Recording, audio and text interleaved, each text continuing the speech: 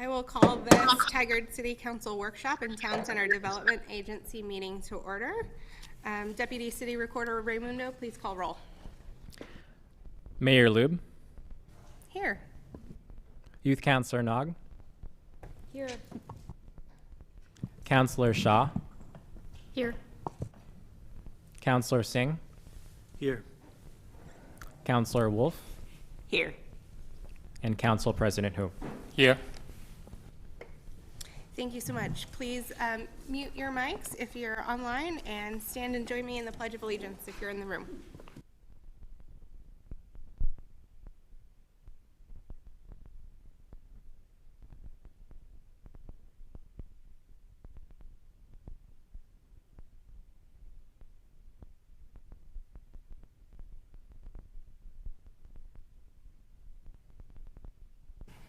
Thank you, everyone. City or council or city staff, do you have any non-agenda items to add today?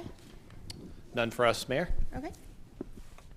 Seeing none, we will move on to public comment. If you would like to call to get in the queue for public comment, the phone number is 503-966-4101. And please call now. And anyone present wanting to comment, please sign up for public comment at the front of the room. Assistant City Manager Nyland, will you let us know for follow-up for previous public comment?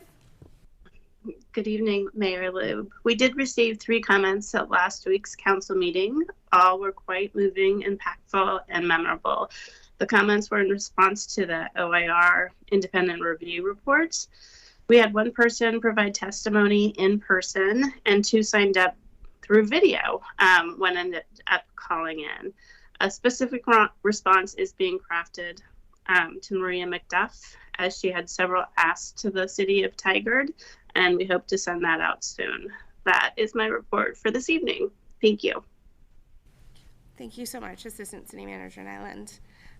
Deputy City Recorder Raymundo, I didn't see any written comments, but I just want to confirm that none were received for today. That's correct, Mayor. Okay, thank you so much. Has anyone signed up to speak in person? Yes, we have 1 in-person public commenter. Hi. Yeah. Yeah. So if you just want to state your name for the record, thanks for being here. Hi, yeah, nice to meet you all. My name is Lisa DeClerc, and I was just practicing public speaking for my pageant, and one of my friends did this last year where she went to her city council meeting, and she just told about her pageant system. So I'm Mrs. Washington County and doing the Mrs. Oregon pageant, and it's the Mrs. America system. So on May 6th, we have our pageant, and then it's the prelim to Mrs. America. So yeah, I just wanted to come and then invite the mayor, because we get a free ticket for the mayor. So if you want to come to it, it's on a Saturday. And then, I wanted to tell about my platform. So what I wanted to do this year was just like raise fundraising and awareness for grief support for kids and young adults and families. And the agency that, there's like an agency in Portland that I've been volunteering at to like co-facilitate grief support groups. So they have a wait list right now, so they're really busy. So I'm trying not to promote like them too much so that they get a bigger wait list. But yeah, that's just kind of what has been on my heart this year, to raise awareness that it's like with a nonprofit, they need, donations, and they have different donation events. And then I've really enjoyed volunteering there. So thanks for letting me speak. Yeah, thank you so much for being here. Does anyone have any questions or on this particular thing? Fun fact, I used to be in pageants when I was little, so it would be super fun to go. If a city staff member wouldn't mind giving her my contact information, or I'll slip you a card and we can connect. It would be great to support you. Thank you. Senior Network Administrator Cleary, are there any phone callers in the queue? There are no phone callers nor video testimony participants signed up. Perfect. Thank you so much. Okay, the next thing on our agenda tonight, one second. Thank you. Is to have the community organizational update today, and we have the Community Emergency Response Team here. And so, Mr. Luke, and you are here to present today. I believe, as well? Yes, Mayor. Okay. You got me okay? Yes, we can hear you. Okay, thank you. Good evening, Mayor Lube, City Council, City Manager Reimer, and Tigard teammates and Tigard citizens.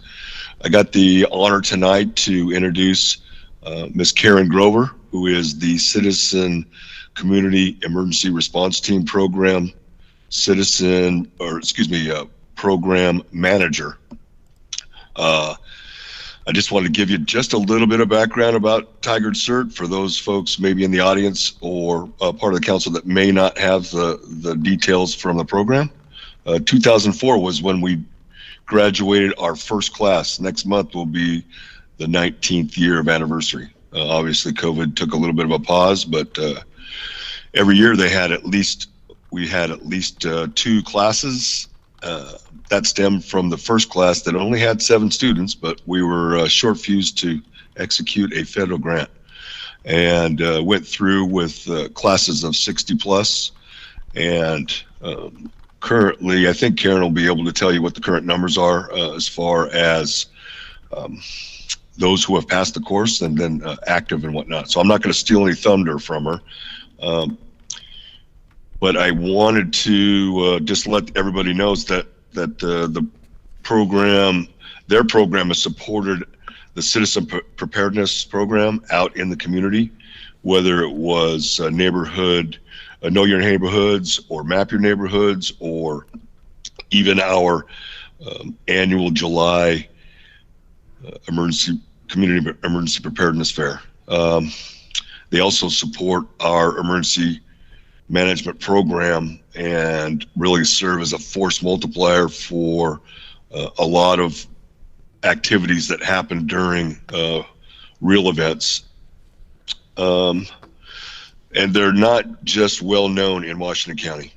I'm here in Bend where there's about 400 attendees from across the state of emergency preparedness, other programs, and last night from 2 separate counties, Tigard CERT was recognized by those county emergency managers about the quality of people that may have moved to their county and wanted to be part of their program, or just our program in general. So with that, I want to give the floor to Ms. Karen Grover. Thank you, Mayor. Hi, just want to thank you guys for having us. I heard we're the first group presenting, so I guess we're setting the bar here, which makes me nervous. My name is Karen Grover again. Actually, this is my 10th year anniversary being with Tigard CERT, 9 years in a leadership position. So this is a big anniversary for me. As you know, we're a 501(c)(3) nonprofit, and the city is our sponsoring agency. I'm going to go over some different things. I wanted to kind of touch a little bit what CERT does. Some of our accomplishments, Mike's talked a little bit about some, but there's a lot we've accomplished in the last 19 years. But some of our priorities for this year, and then some of the things that we would like to see the city maybe help us with, if that's okay. And then if you have questions, please let me know, because there's a lot to cover, and I know I only have a little bit of time. So for those of you who don't know what Community Emergency Response Team does, is we do CERT basic classes twice a year. One's coming up starting April 4th. We do have some spots open if anybody wants to take it, which you guys can't because you're going to be here. We're going to change the dates around so that we can offer it on another night than Tuesday nights, because we're going to challenge all of you to attend our CERT basic training and get trained. But anyway, some of the stuff that people are amazed that we say our CERT basic training encompasses is we do search and rescue. We teach disaster medical operations where we could set up a medical treatment area. We do damage assessments of buildings before we go in to make sure they're safe. We do disaster psychology. We teach people how to put out small fires. It's quite a bit in the 24 hours of training that we give them. And then if they want to join CERT, then we have monthly ongoing trainings, advanced trainings, things like that. And then as Mike referred to, we do community support events, both city and community. Next month we have the Tigard Egg Hunt, where we get to scatter and secure the eggs. So they don't, until they're allowed to be taken, of course. And then we're going to be helping at the grand opening of the Universal Plaza, mainly with pedestrian flow and traffic to keep people safe when they're crossing the streets, that kind of thing. But we help with the Tigard Festival of Balloons, Tigard Street Fair, Public Works Day, and the EOC Operations Annual Exercise. And just to show you how busy we've been lately, this winter we have supported over 20 warming centers. That's a lot, because we used to not have to do warming cooling centers. A couple of the churches used to do that for us. Now they don't, and so we've been doing that. So it's like, wow, that's a lot. And we haven't even started hardly, and we still have a bunch more to do. If you want any statistical information, I didn't bring a lot of that. So if there is stuff you want, if you let me know, I can either send it in an email or come back and present on that. This is just kind of a general overview. Some of our accomplishments that people don't know about is we've actually held 2 regional, it's Oregon and Southwest Washington CERT Olympics, where we get to go compete in all the stuff that we're trained in, which is really, really quite fun, but also, it's like test your skills. The 2 that have been held, Tigard came home with both CERT golds. The first one we won by 1 point, the second one we won by over 30 points. It was a landslide. And they're like, oh, you guys are back again. So that was kind of neat. That's kind of where some of our notorieties come from. It's like, wow, you're really well trained and we want to be like you kind of thing. But we also have been, since we started our program, our members have relied on themselves. We've done a lot of training where we do like first aid outside the box kind of thing. And so we're relying on, we don't have the big fancy gear. We don't have these trailers full of gear kind of thing. We're working towards that, but we don't have those things. So we have to figure out how are we going to do this with what we have, which has actually made us a better, stronger team, because we found out the teams that get all this gear, 1, don't know how to use the gear sometimes, and 2, they're relying on that gear to always be there and available for them, and then they don't know what to do when it's not there. So that's another reason why we kind of are better trained in some respects. Another accomplishment was during COVID, we were super busy. We still did our monthly trainings by Zoom, ongoing trainings. We just didn't hold any in-person trainings, but we supported over 80 COVID vaccine clinics. We call them pods, both here in Washington County and in Clackamas County. We partnered with TVFNR and did a majority of our pods, and then we work with the county, Washington County, on a bunch of other pods. So we were pretty busy during COVID. We also ran the call center, the emergency operation call center, when COVID first started. Myself and another CERT member were in there full time.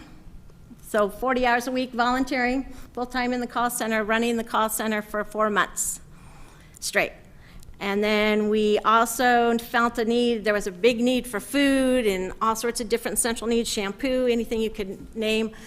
And many of our giving partners didn't have the means to put on a big drive, so Tigard took it on, CERT team took it on, and we had 3 essential needs drives. I can't tell you, we don't weigh stuff, so I can't tell you how much pound. Just know that 7 giving partners went home with over a van load or even a box truck, moving truck load of stuff to restock their pantries and that. So that helped out a lot. So, and that was a lot of time on our part, but we felt good about doing that. We also hosted animal shelter training for disaster purposes. We brought up a team from Sacramento CERT, and we allowed all the CERT teams in Oregon and Washington that wanted to send at least 1 CERT member to this training. Rather than taking it all for our CERT members, we opened it up to everybody in Oregon and Washington CERT teams. We had people coming clear from Bellingham down here to take that training. It was a weekend training, and the Sacramento team brought their trailer and everything up. It was an excellent training. Since then, the Portland Net team, which is considered CERT, it's just that they have a CERT team that's with the police department, like a SWAT team, so they can't use the term CERT like we do. They call them nets. They've actually brought the Sacramento team up a couple times since then just to do that particular training again. So we felt pretty good about that. And then I can boast for this. One of our members received an award from the Emergency Manager Association. They received the Volunteer of the Year Award for all their time and efforts with our CERT program too. So that was kind of a neat kudos to that person and our CERT team. As far as priorities go for our team, one is just to get back to normal. I mean, we're kind of tired of the Zoom trainings, nothing personal to Zoom or Teams or whatever, but we really like in-person training. There's just things that are missing when you're not in person. And so we're hoping to get back into a normal schedule. We're starting back with our CERT Basic in person. We're doing all in-person trainings now monthly. We're hoping to increase another thing you don't know maybe about CERTs is we also train people to become ham radio operators. And we really encourage all of our members to become, I think about a third of our membership right now has their ham radio license. So after we do a CERT Basic class, we do a ham radio licensing class to get them ready to take the test to get licensed. And we recently looked it up and we found out we have like over 500 ham radio operators in the Tigard area, at least in the 97223-224 zip code. So we're reaching out to all of those and inviting them to our annual preparedness fair, which is Friday, July 25th. And I would like to invite, it's Friday night, 6 to 9, invite you guys to come down, mingle, learn some things, and help us promote that event. But we're inviting all those people to come down and learn more about CERT and hopefully either join CERT or at least join the ham radio part of our CERT team, because we're in charge of not only our boots on the ground communications with CERT in a disaster, but we're also tasked with the communications between the city and county with the Emergency Operations Center. That's all run off of our CERT ham radio staff. So we want to keep that strong and built up, and the more we have, the better the communications will be in a big disaster. And then another priority is just to increase our membership and also the number of presentations. One of the things we found out in all the support events we do and talking to people is our community is very unprepared. It's amazing individually how many people are unprepared. Even 2 weeks of water they don't have. They're lucky if they even have 3 days of water. So we're trying to increase the number of presentations we do. We do Map Your Neighborhood, Neighborhood Ready, which is where we go out in the neighborhood and you get together 10 to 20 of your neighbors, kind of whatever you consider your little neighborhood on your street. And we do presentations to help you get prepared, get you organized so that when a disaster happens, you guys can help each other on your street, and then we don't have to probably worry about you as much. But one of the things we started doing is we just did a presentation at one of our giving partners, Bethlehem House of Bread. They serve over 700 people almost monthly in food and clothing needs and stuff. And we just went and did a presentation for them, and we're going to do some more. We're looking to do one in Spanish. And so they invite their clientele in, and they give them a partial kind of go bag to get them started, and we do a presentation on what they need to do to start getting prepared, like an out-of-state contact and a family emergency plan and all these different things. And so that's kind of our role model that we're going to go out to more community organizations, whether they're, even businesses could do this. We're going to start with churches and things like that, and we'll do presentations for them, for their parishioners and clients. And then we're hoping to have some bigger ones maybe at the community room at the library, where we just open up for the general public, because we kind of want to get the masses information to them, and then we can focus on going down to the neighborhood level with more detailed information and stuff like that. So those are kind of our priorities. One of our needs was we need the city's help in promoting preparedness year-round, because we feel like it comes from the top down. We can do all the, hey, join CERT and get prepared and do this, but we're at this level, and if they see you guys out going, hey, I took the CERT program and I'm doing this, or I just made my emergency plan, and you maybe do a social media post on it or something, that shows them, hey, you guys are involved, you think it's important, you're getting prepared. And then they will hopefully follow suit and want to have a preparedness presentation or do the CERT training or whatever, but we really need from the top down that information to go out in order for us to kind of do what we consider our role in the community, which is also helping support them in getting prepared and further training and stuff like that. So that was my challenge, is that you guys at some point take the CERT basic training, and also to attend our preparedness fair on Friday, July 21st, 6 to 9 down at Cook Park, and it's on the, I guess you'd say, the east side of Cook Park by the open soccer fields and the new little playground that's over there. And so basically, if you can help be a role model and, show different things, like if you are, say you decide to go home and you've got some bookcases that you need to mount to your wall so they don't fall over on you, take a video of that and share it. Or if you decide to make a go bag, or, anything you guys can do to help us promote will make our job easier, and have people coming to us saying, hey, can you do a presentation for this or that or something? But we can only do so much on our own. So that's kind of all I had, unless you have questions. Yeah, I'd love to open it up for questions. Does anybody have any questions? Yeah, Councilor Shaw. Thank you, Karen. Excellent presentation. Was the July 21 event the same event where the ham radio will be? Okay, great. Yes, sorry. I know a lot of ham radio aficionados, so I'll let them know. Thank you. I'd love to know how many volunteers you have.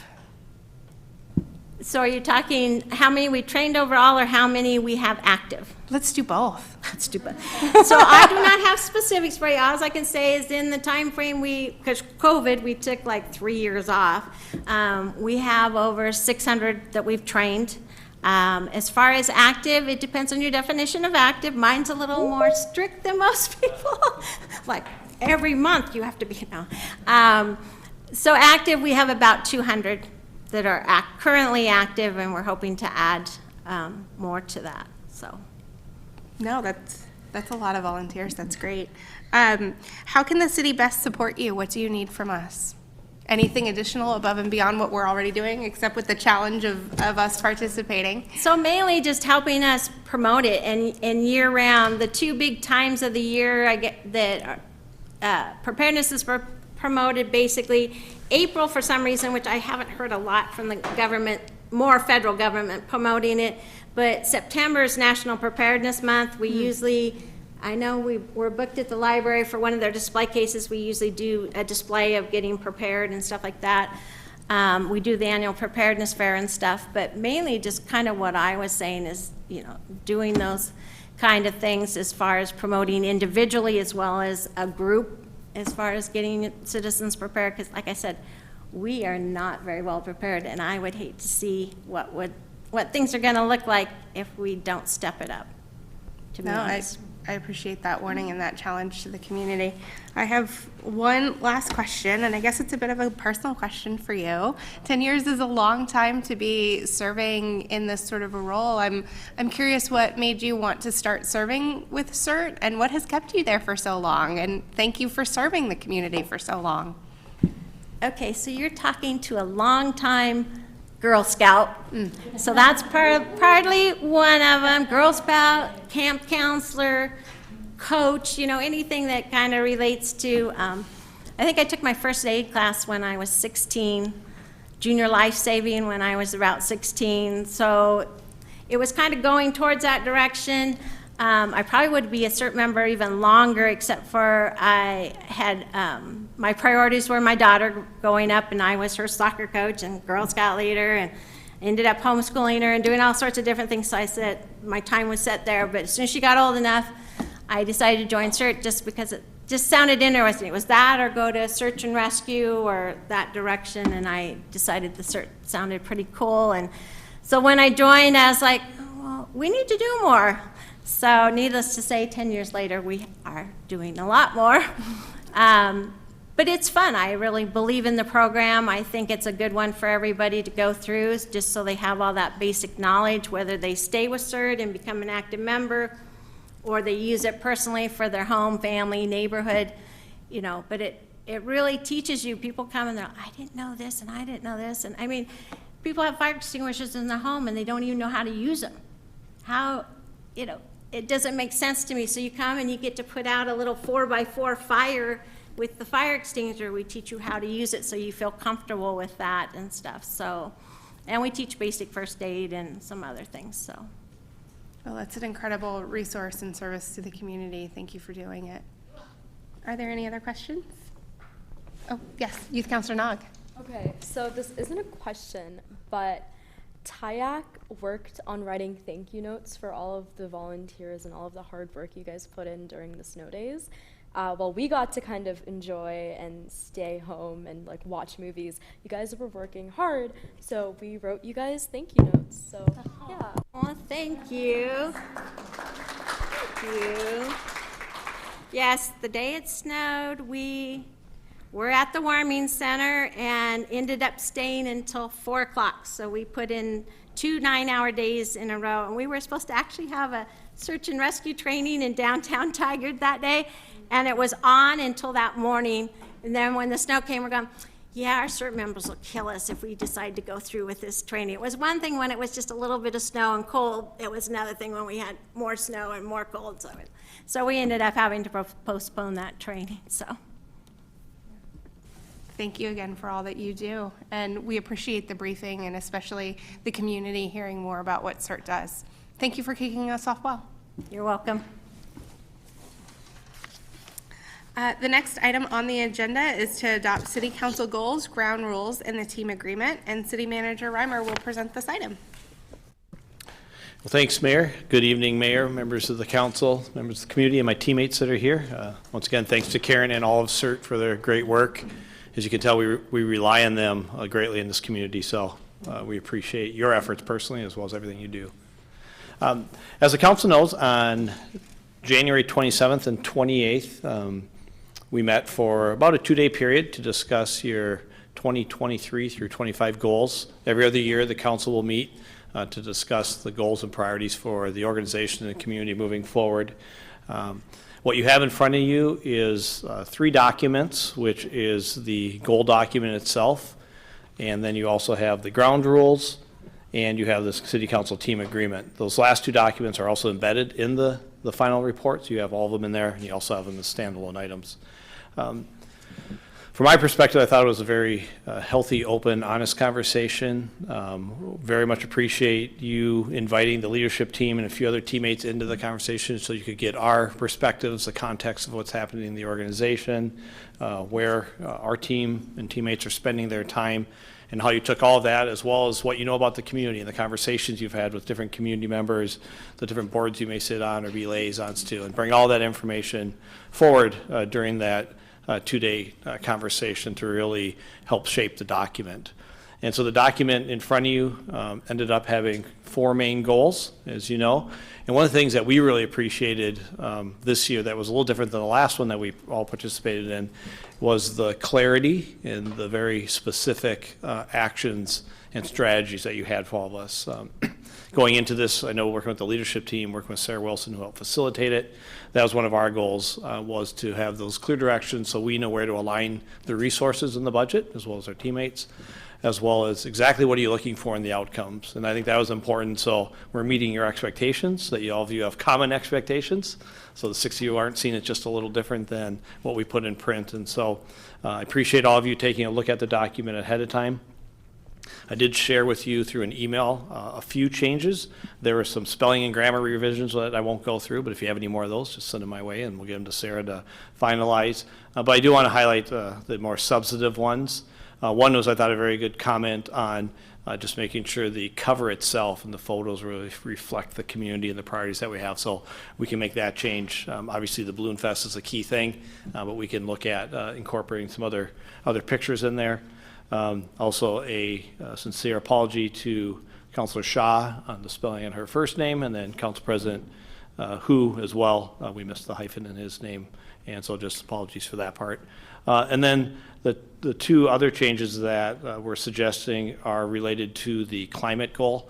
One of the things we're not doing this year is calling them climate or goal 1, goal 2, goal 3. I think that sends a certain message, and so they're all just going to be your goals with the title. We tried to keep the titles as clear as possible, as short as possible. But as the team looked at it, and Kenny Asher's here, him and Emily and others looked at the climate goal. We are suggesting that we change the title from Improve Climate to Address Climate Change, really focused on, what can we do as a city, right? We can do one thing in that, and others have to as well. So we thought that was a little more specific.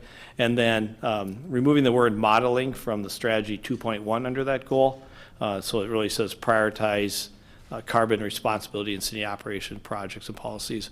Once again, the definition or meaning of modeling in this context can be confusing and provide some clarity. So we heard it there. I know Councilor Shaw shared a similar comment with me as well. And so those are the key changes in that document. There's also the team agreement, which the council reviewed. And so the team agreement is a partner document to your ground rules. There were no changes in the team agreement, though we did add, as the council asked, the community promise on it. So we have that on the bottom. We also appreciated you pulling out the community promise in many ways we can to make sure it's front and center with all that we do as a team, what the council does, and what the community sees from all of us. And then in the actual ground rules, there were some changes, and just to highlight those for all of you as well as the community. Let me pull that up real quick. So in the ground rules themselves, we made a few changes. One was in the first section, section 1, we revised it to talk about only the city council as a body can make promises or commitments for the city, which we thought was really good clarity there. Eliminated the proclamation section because, as you just discussed at the previous meeting, there's a new approach to that. And during those conversations, my recollection was all of you agreed to it as long as there was a follow-up conversation on that. And so we had that conversation. The new process is in place now. You also talked about in one of the sections that you're a counselor and mayor all the time, right? And so we added 24/7 to that just to provide that clarity that you're always a counselor, always a mayor. Obviously, you have the ability to represent yourself, but just to make that clarity. And then we also add the community promise to this document, just once again to make it clear and centered in everything that we do. So we're recommending the adoption basically of all 3 documents. Once the council does that or provides any further edits, we'll get that to Sarah, get it all finalized, get that posted. We'll share it out to the community and share it with all of our teammates so they're aware of it as well. So with that, Mayor, I'll turn it over to you and happy to answer any questions you may have. Yeah, thank you so much. I think it's, a cohesive document that, really reflects 2 days of intense conversations where we all came to the table openly and honestly to work together to figure out the direction of the city and where we're going to put our focus for the next 2 years. So I'm excited to be able to pass this and present it to our community and work towards these goals. Are there any questions or comments regarding what's been presented? Okay, would you like, yeah, Councilor Shaw? Thank you, Mayor. And I too want to just thank City Manager Reimer and also the leadership team. I think it was a collaborative effort. It was 2 days well spent in our wonderful library. So shout out to Halstead. But I just, again, having gone through this process now twice, I think we got much more succinct, and I'm looking at Tom, but much more succinct and clear on what our goals are and ensure that they're achievable, but that we can achieve them. And also want to thank the City Council, my colleagues, and Youth Councilor Nog for just being receptive and being open and being collaborative. So thank you. Yes, Council President Hu? Yeah, thank you, Steve and leadership team for this exciting new goal we have. And I think just echoing Councilor Shaw, it's more achievable and measurable, our achievements. And thank to Mayor and City Councilors for your effort as well. And I look forward to working together to achieve the goal and also holding each other accountable for achieving the goal. So thank you.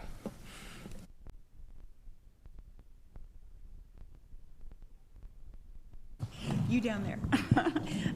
So ditto to the comments. I just so appreciated the weekend to dive in and work with you all and get to know you a little bit better. And I think, and I have shared this with City Manager Reimer as well on the community promise that that I really, there's so much on the plate and focusing on getting the budget and lined up for that next biennium, but really want to see that scorecard dashboard put into place because taking equity and committing to infusing it. I think that's the piece that holds us accountable to what are the steps that we're taking and how are we doing against that. And I know that that will be coming in the future, but I just kind of wanted to say, just want to make sure that we kind of put that out there as our measuring stick, that we stay committed to figuring that out somehow. So thank you. Great work. Thank you. Yeah, Councillor Singh. Yeah, I just want to echo, thank you, Steve, and the consultant and facilitation team for making such a, productive team effort. Thanks to my fellow council members and, city teammates for being open, honest, and transparent about the needs of our community and city as a whole. I just want to highlight and really appreciate the feedback around addressing climate change locally. And I'm really proud that this made it as one of our top priority goals. So thanks. Excellent. I would entertain a motion if there's no recommended changes or adjustments. Mayor, I'd like to move to adopt the council goals, ground rules, and team agreement as presented by City Manager Reimer. Thank you. Is there a second? I second. Excellent. It's been moved and seconded. Mr. Raimundo, can we, I guess I can, this is not a roll call vote. Youth Councilor Nog for an advisory vote? Yes. Okay. Thank you so much. All of those in favor, please say aye. Aye. Aye. Any opposed? Okay. The motion is adopted by unanimous vote of the council members. So congratulations on our council goals, ground rules, and team agreement. It's a big step forward. Excellent. Okay. We will now convene the Town Center Development Agency. In consideration today is a development assistance agreement, and we have redevelopment project manager Farrelly to present this item. Welcome. Good evening, Chair Lube and the directors of the Town Center Development Agency. I'm Sean Farrelly. I'm the redevelopment project manager, and I'm here tonight with Elise Laubach, who's the fund development manager of Family Promise of Tualatin Valley, and also on line we have Rose Money, the executive director. Tonight we're requesting the board to consider authorizing the city attorney and executive director to negotiate and sign a development agreement with Family Promise of Tualatin Valley.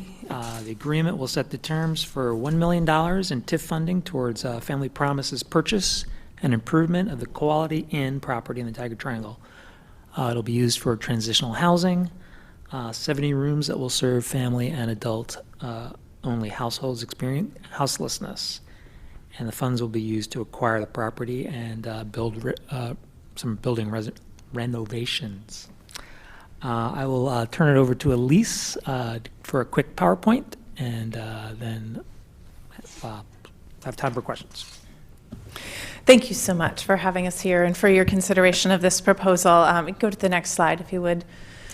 So I assume many of you are familiar a little bit with Family Promise of Tualatin Valley already and the work that we do. We operate a shelter for families and individuals experiencing homelessness. We've been serving families since 2019 in our community, and our staff has grown considerably over the past few years. We have 15 staff right now. We have an office in Tualatin, but with this consolidation, all of our offices and services will move to Tigard, and we currently have 40 shelter households that we're serving at this time. We also have developed our eviction prevention services over the past couple of years to work a little further upstream to help folks retain the housing that they have. Next slide, please. This has some of the numbers, and I'm assuming you can have access to this PowerPoint afterwards, so I won't spend a lot of time on it, but I will say if you look at our 2022 numbers, do know that we've basically doubled most of those things since 2021. We've increased our capacity, and unfortunately, or fortunately, we still have a wait list. So fortunately, we're able to grow to serve folks. Unfortunately, there are still a lot of folks seeking temporary housing and eviction prevention services. A lot of our work is done in Tigard and Tualatin. A lot of it comes from our partnership with the school districts there. We also take referrals for other kinds of support so that people can understand what resources are available to them in the area. And you can also see there some of the McKinney-Vento numbers that express the number of children who are experiencing houselessness through the Tigard-Tualatin School District. So it's unfortunately high demand and growing. Next slide, please. And we are currently operating, it says 40 rooms at the ESA, but we've already started the transition to the Quality Inn property. We are moving our families over there until the purchase date goes through. We're going to be renting those rooms as we have been at the ESA. So that started last week and will continue to move it until everyone has moved over. There will be 114 rooms at the Quality Inn property. However, many of them are adjoining, which is ideal for our larger families. So if you have a family of 5 or 6 having 2 queens and a rollout, it can be really, really tight. So that will be fantastic. Our goal is to serve up to 70 families and adult-only households on this property. We'll have all of our staff offices and case managers on this site. And we're going to try and create, as we move forward, a lot more community-facing resources. So clothing and food pantries on site, plans to co-locate services such as mental health and family services.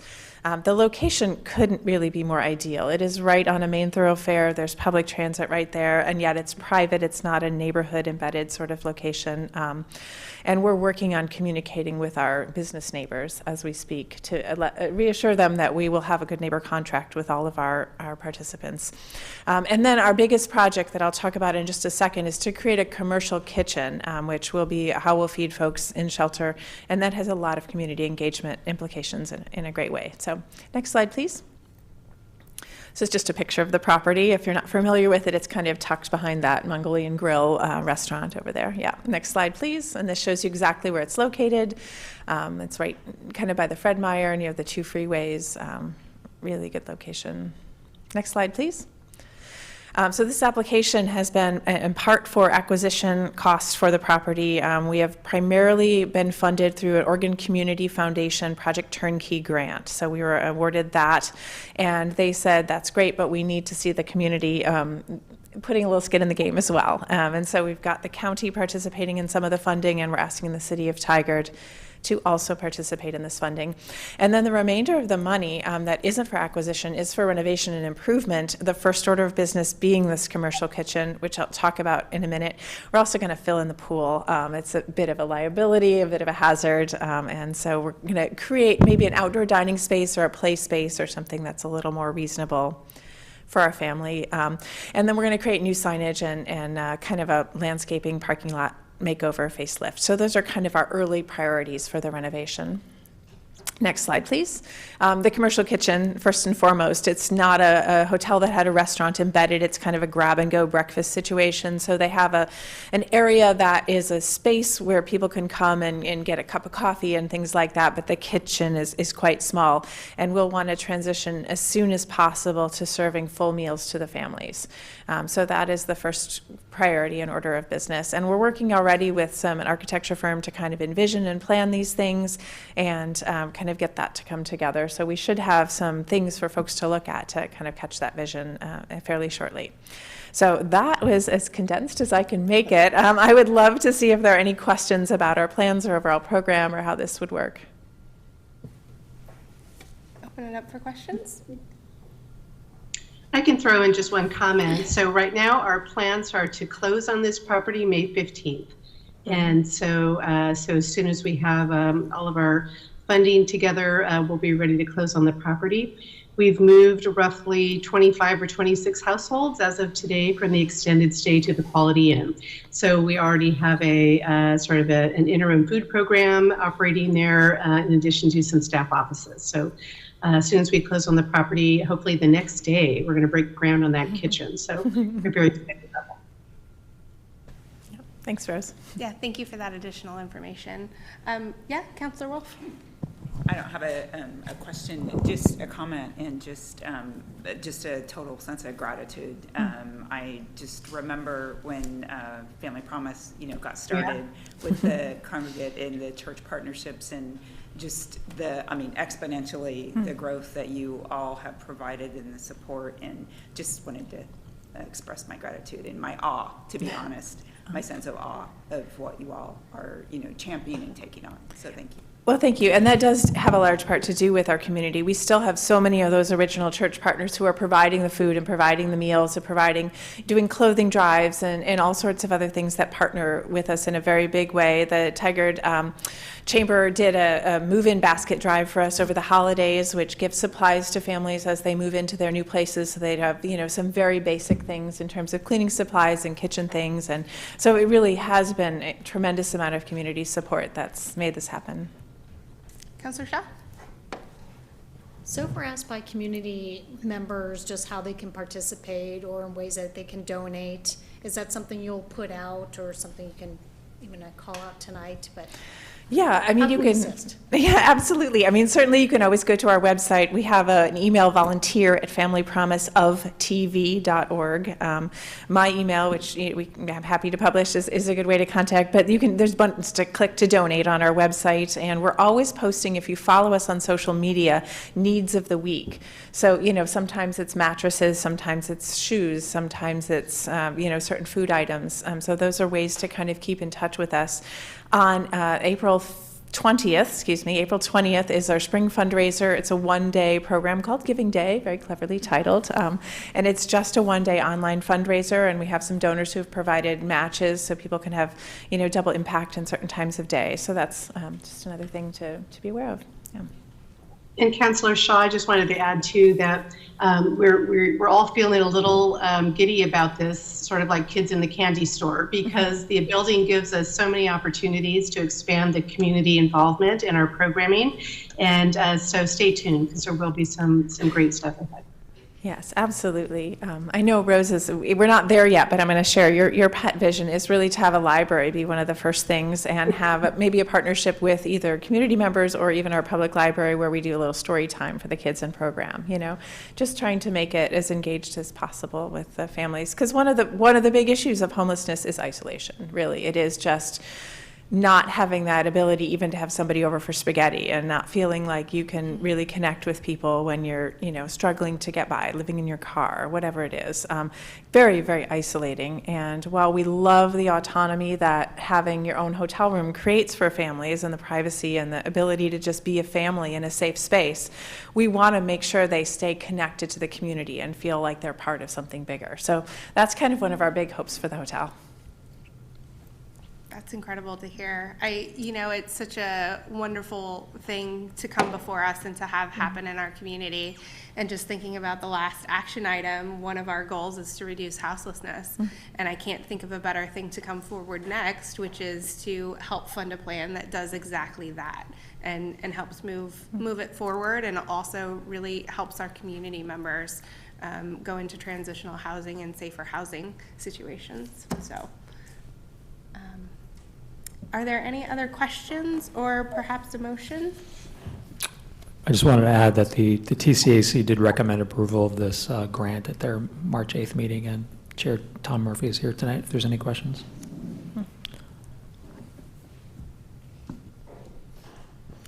Mayor, I'd like to move to approve TCDA Resolution 23-03, or I should say Chair, I apologize. Yeah, I kept calling you Counselor, sorry. I even write directors. And is there a second? I second the motion. Thank you so much. Any additional discussion? Seeing none. I heard 2303. It's 23. 23-01. Oh, okay. So I thought I heard 0. Okay, thank you. Okay. Deputy City Recorder Raimundo, please read the number and title of the resolution.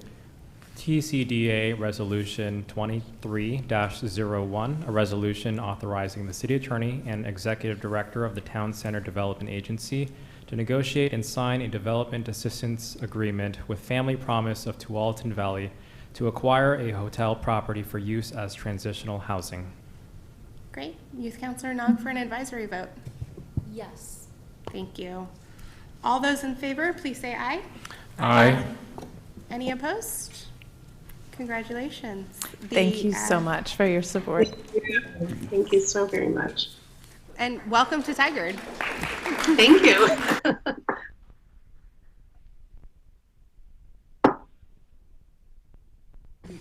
I will reconvene the City Council. And next item on the agenda is a downtown parking management update. And Mr. Farrelly is back to present this item. Good evening, Mayor Lube and Tigard City Councilors. I'm Sean Farrelly, Redevelopment Project Manager, and tonight we're here to update you on the downtown parking management strategy, which is a multi-phased parking strategy and a multi-year parking management plan. We're requesting your feedback on the direction of the strategy, and we will have a PowerPoint tonight, and if you could go to the next slide. So just to outline what we'll cover tonight, we're going to go over a timeline of the most recent work. We're going to review the 2021 parking study, results of the online parking survey, and then next steps. Next slide. So just to see where we've been, parking strategy was done in September of 2021, and it was done on a Thursday and a Saturday between 9 a.m. and 7 p.m. And Rick Williams, who is our consultant there, will go through the results of that in just a minute here. Parking study results were presented to the Tigard Downtown Alliance in November. January through April, we had 4 meetings of a stakeholder committee that was made up of downtown business people and staff such as PD and Public Works. Back in May, we gave a council update. There was really not a lot of work done in the summer because we lost our public engagement staff and community development. But then back September, we got staffed up. We developed an online survey that was administered from November to January. And as we'll talk about as we go through the survey results, there was a bit of data cleaning that needed to happen. We were going to present these results to the TCAC at the March meeting, but we ran long, and so that was deferred. And so we're here tonight with an update.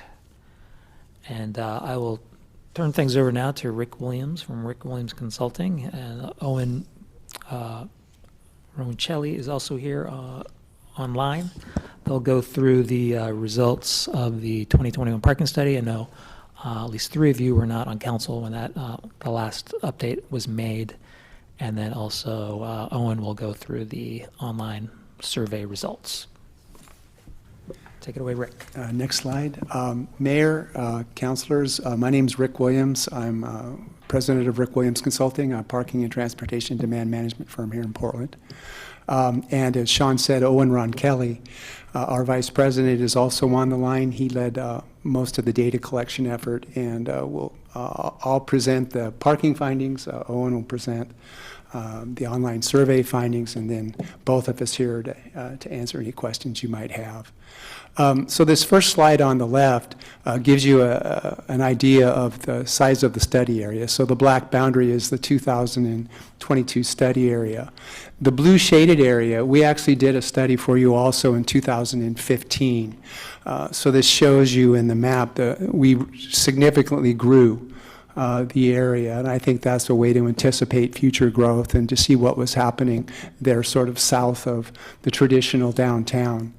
Overall, within that study area, there are 1,759 off-street parking stalls, and I'll show you a map of their locations here in a moment. But of those 1,759 off-street parking stalls, only 33 are in public control. 33 spaces are in public control. So there's a significant, but that's not unusual in downtowns. There's some unique things going on here in Tigard. The on-street system, even in the larger study area, within the larger boundary, is 260 stalls. So the on-street system is not big either. So the total amount of parking in public control is about 293 spaces. So next slide. So this is first the on-street inventory. So what this map shows you is within the larger, in the new study area, the large study area, where the type of stall by its designation is located. So within the 260 stalls, the primary stall on street is a 2-hour stall, generally demarcated by 2-hour parking. And then hours of enforcement. The next largest, and those are mostly in the north, as you can see, with some of it on Burnham and Commercial, but mostly it's concentrated to the north of the north quadrant or sector of the study area. The next largest type of parking is no limit parking, which means there's no regulation at all. It's unregulated. It's 82 stalls. And then you have one 15-minute stall and one ADA stall, both of them being in the downtown along Main, primarily in the western side of the downtown. Next slide. So again, now focusing still on the on-street system, something we did this year that was different than in previous studies is we got a Saturday. And so that was good. That's something we would recommend you continue to watch with ongoing studies. But the dark blue columns in the chart is the weekday in September, and the light blue is the on-street on a weekend in September. And what you can see is about 45% is the highest the on-street parking ever reaches in occupancy. So those 260 stalls achieve about a 45% peak occupancy. That occurs at noon, and that occurs again at 3 p.m. as it designated by the dark blue arrows. You have about a 2-hour peak on the on-street system on the weekends at about 56%. Which is really good. I mean, it's interesting that Saturday has the higher occupancy on street than the weekday, which I think portends good things for your retail, particularly if those 2-hour parking stalls are turning over, and we'll talk a little bit about that.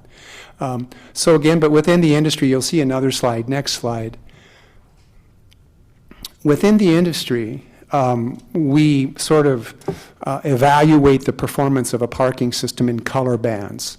We call it the 85% rule. Some of you may have heard of that from a gentleman named Don Shoup many years ago, coined that term, that 85%, which is the red band in that graphic to the right, means parking is constrained, that people are having trouble finding parking. And you can see it gradates down to 70 to 84%, which is considered an efficient supply, so robust use, but you can generally find a stall. Moderate use, and then low use, which is occupancies below 55% for sustained periods of time. So as you can see and I should say 21, the recent data findings, we have about a 45% weekday peak. At no hour after that peak hour do occupancies ever get higher than 45%. So within the industry graph of performance, that's low demand. The Saturday peak is higher at 56%, and that is just into the moderate range. But as you saw in the chart, that 56% peak occurs, and then it kind of drifts back down even on a Saturday to the high 40s. So still low demand. But just as a side, we didn't bring all that data because we didn't want to, muck things up tonight. But in 2015, occupancies were higher on street across the weekday, the comparable weekday. So this is pre-COVID. The highest occupancy that was achieved in the downtown. But remember, we only measured that blue shaded area in the original boundary graphic. It hit 65% for 1 hour at noon in 2015, which means it went up into the moderate demand. But every hour preceding to the peak in 2015 and every hour succeeding the peak in 2015 was still in the low range, in the 45 to 48% range. Saturday is your peak day right now, which again, I think we're seeing a lot of this happen in a lot of cities post-COVID, these drops. So this is not abnormal considering the pandemic we went through. But it is, if you look at the bright side of it, the good news is Saturdays do well comparative to the weekday. Weekdays usually pre-COVID on street, particularly in retail centers, were generally high as well as Saturdays. There still is a 15% violation rate in the 2-hour stalls. It's 126 stalls, but it means, again, we have industry standards. You kind of want a compliance rate between 7 and 9%. That says that that you have a higher percentage of people turning over, but your enforcement isn't draconian. And so over time, but right now no one's being denied a stall because, again, you have low occupancies, but that's just a metric to track in the future. If you get into that 6 to 9%, you know that you've got an efficient turnover. But again, no one's being adversely impacted right now. Next slide. The off-street inventory. I'll explain this chart on the right a little bit more. The numbers in the boxes, each parcel that has off-street parking is illustrated here. And there were 69 sites that we found within the study boundary that had parking. Again, as you saw that first slide, over 1,500 stalls of it is privately owned. The numbers in the boxes are simply the lot identifiers. They're not the number of stalls on those lots. So in the larger report that we gave you, there's a table. So you can go and look at lot 7 and then go to lot 7 in the table, and you'll be able to find more detailed information about the number of stalls in that specific lots, whether it's a retail lot, an office lot, a restaurant lot, a residential lot, et cetera. So I don't want to confuse people with the numbers in the box. The pink boxes are the total number of sites that we surveyed, which was the majority of the parking in the downtown. The blue boxes, for reasons of we couldn't access the site, or they were gated or fenced off, but it was a small percentage of the total. But we got about, I think, Owen, about 95% of all the off-street parking in our data collection. As I said earlier, only 33 stalls are in the public lots. That would mean, unlike this lot, where right now visitors don't know whether they can park here or not if they're not going to City Hall. A public lot is all day, all long. You can access it. General use. You don't have to be going to the site. Of the public lots, the city only has the 33 stalls. There are 2 lots, and they're lots 12 and 44. 12 is kind of right in the middle of Main, and then 44 is right there it's the Burnham lot on Burnham. So those are the only 2 public lots. So again, the vast majority of the stalls built and functioning are in private control. Next slide. So the off-street findings are interesting. Again, I put a bar line through so the blue again is the weekday. But this time I put the bar in because it's the first time we ever did a Saturday. So you'll see the orange line going through the graphic. So we were about 46%, I think I said, on the weekday in the off-street. So on the weekend, you can see that the off-street parking drops. On weekdays in 2021, the off-street parking drops even further, down to about, the peak is 37%. So of all those stalls out there, 37% are occupied on a weekday, which again, according to our graphic, is low demand. And it leaves about 1,100 stalls empty off-street within that large study area. The weekend bar line, you can see that the peak occupancy reaches about 28%.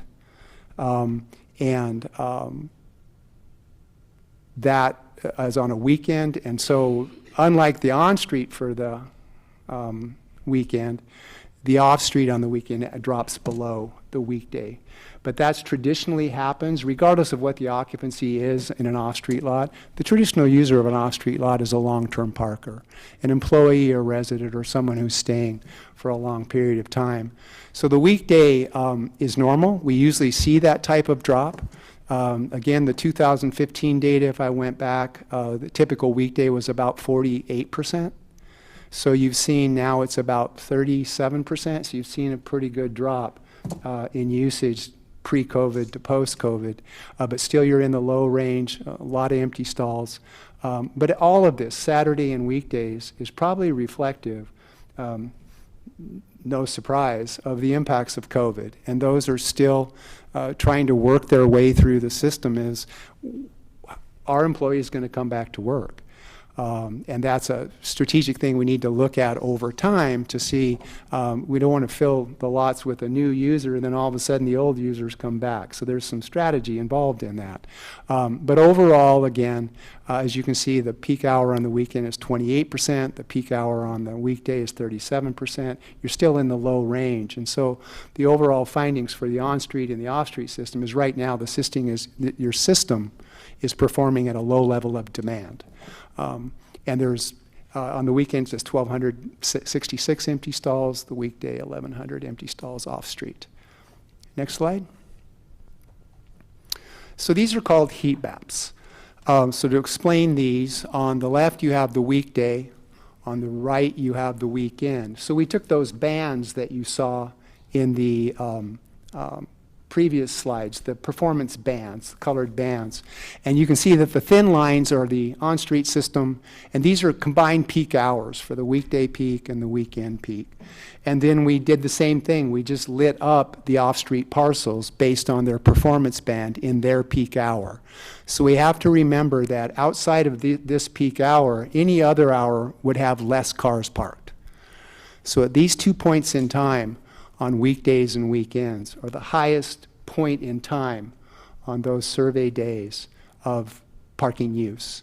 The on-street system, as you can see, there's very few red lines, thin lines, that would say this block face is constrained.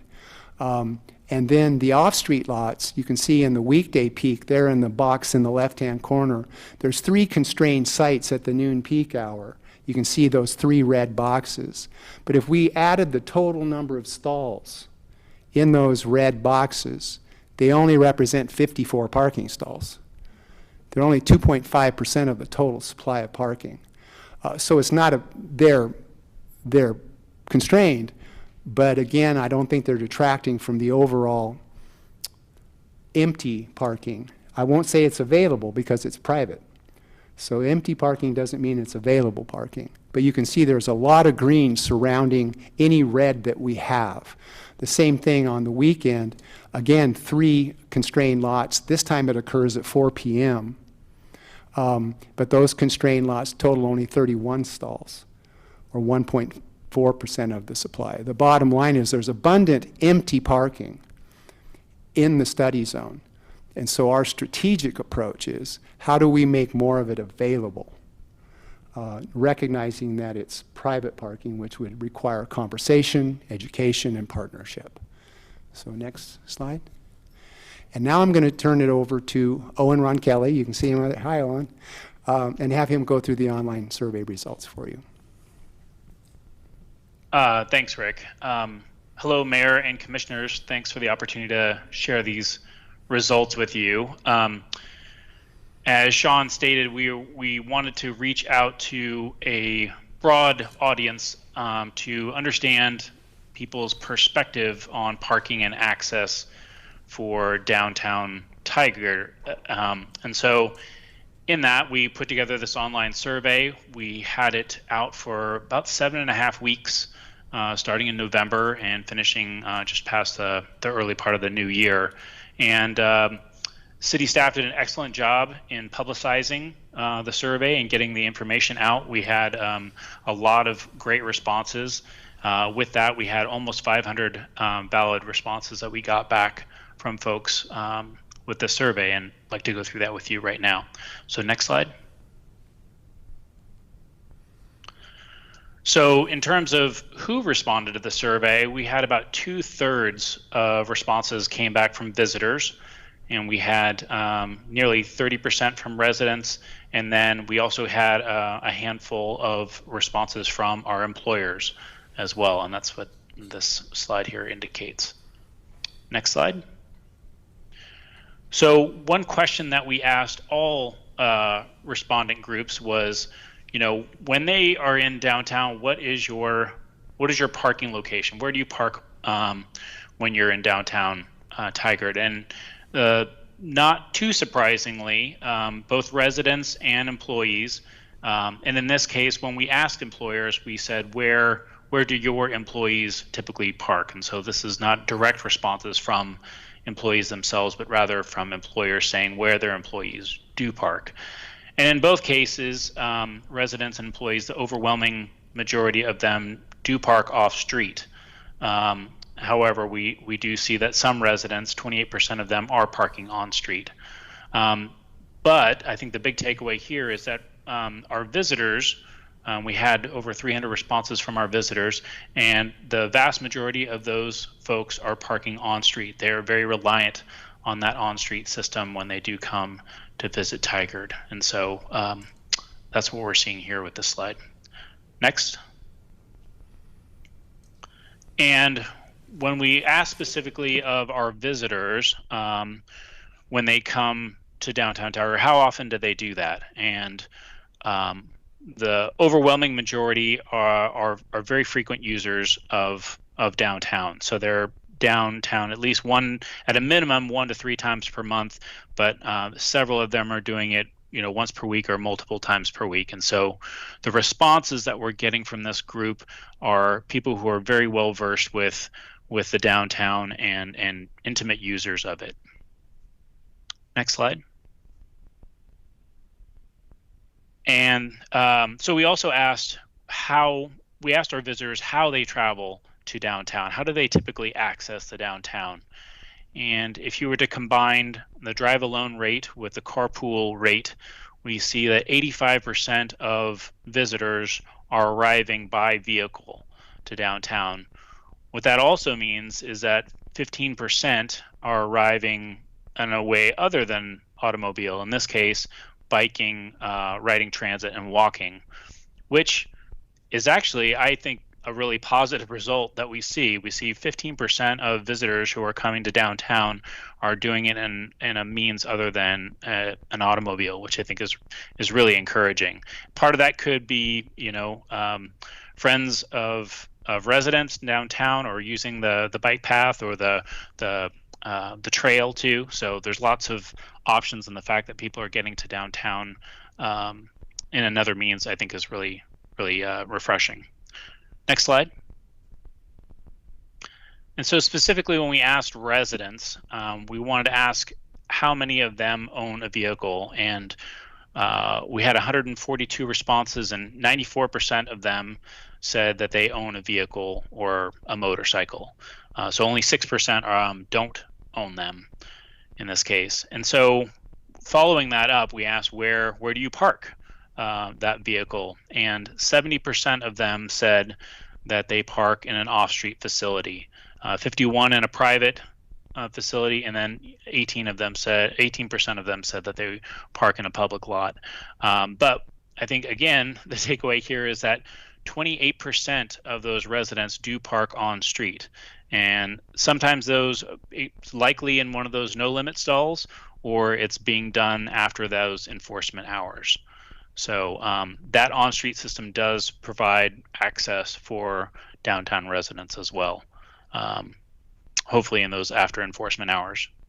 And then finally, we also asked if they were an employee of a business in downtown, and we actually got quite a high response saying that 34% of them do work as an employee of downtown. And I will say that seems a little high to me, but at the same time, we also didn't really do a good job of defining downtown, and so perhaps it's a larger area that they interpreted as potentially being downtown. So in this case, we'll move on to the next slide. So we also asked downtown employers.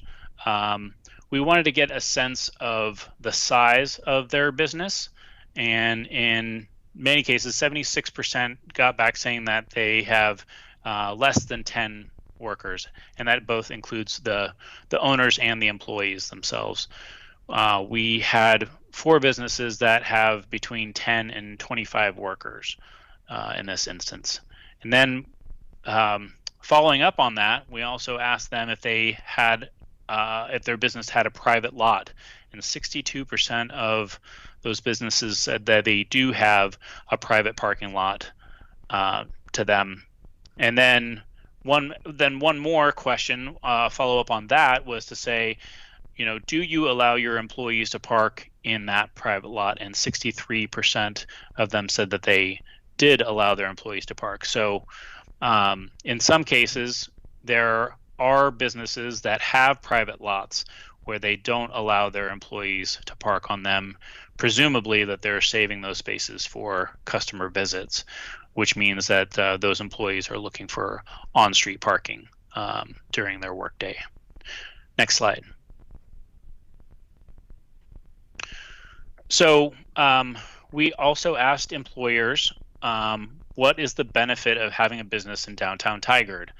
And this was more of an open-ended question, and so we allowed them to elaborate however they wanted to. And so rather than having thematic responses here, we took all the phrasing and we put it into a word cloud, and the size of the, if you're familiar with word clouds, the size of the word there is you're seeing it more frequently in the responses from folks. So in this case, some real positives for it were that sense of community, the location, it's central, business, love, local, a few other things here, restaurants, town, plaza, a few other things. So conversely, on the next slide,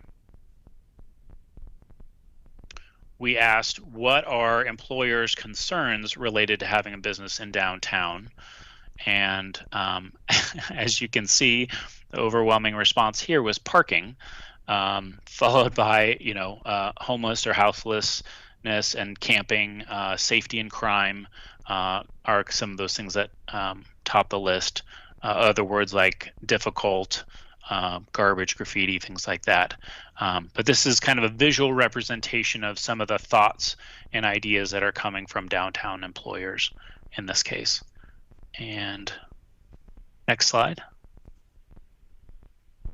And then one of the other questions that we asked of all respondents was, what would you like to see as an amenity or a way to improve downtown? If you had the choice, how would you do it? And we gave them lots of categories to choose from, and so these were things that we could compare, but there were so many different options. We just listed the top 3 for each category, and in this case, visitors said they like to see more bars and restaurants, retail shops, and off-street parking. For downtown residents, off-street public parking, grocery stores, which would make sense, and then restaurants and bars, also making sense. And then we asked the employers the same thing, and number 1 was off-street public parking, on-street public parking, and restaurant and bars. And so you can see that there's a reoccurring theme here between all 3, parking being a high priority for all of these different user groups. Okay, I think that concludes my portion. I'm going to hand it back to Sean. Thanks, Owen. And it's good to recognize that there's some consistency with what the TCAC Equitable Business Group found, and people really want restaurants and bars downtown, as well as parking. Important to remind you that this wasn't a statistically valid survey, but still a lot of good information nonetheless. So the potential parking changes that we're looking at, and these were things that we discussed with our stakeholder group last year, really want to consider changes to Burnham Street's 31 no-limit stalls. Right now on Burnham Street, there's places where you can park all day. And I do walk up and down that street a lot. I don't notice a lot of the same cars all the time, but it is possible that someone could just park there for a month. And so we don't think that's an efficient way to use parking, especially with the Universal Plaza opening soon. And just in general, there should be turnover, encourages more customers to come downtown. We don't, there's a lot of parking available, but we don't want to bump up against that 85% rule. Similarly, we want to implement a modest downtown public parking permit system. having a hard time talking tonight. And this is something that it was authorized in the municipal code. We say modest because, basically don't want to necessarily turn all those on-street spaces into, places where people can park all day just with a permit. But there are select locations where this would be permitted. You could get a permit, either an employee or resident, maybe in the kind of the furthest reaches of downtown, and that would be okay to park there. In a way, this also creates a market for parking. So if there are people with those private lots that we know are pretty empty most of the time, even taking into account COVID, maybe some of these owners of those parking lots would start offering spaces there for less than the permit is selling for. So it's kind of a way to create a market with the parking downtown. We're also talking about increasing parking enforcement. Right now, parking is enforced, but it's pretty infrequent, I would say. So 15% violation rate is, I guess, not that bad, right, considering there's not a whole lot of enforcement. But we really need to increase that to make sure parking spaces are turning over, making sure people aren't parking on the street all day.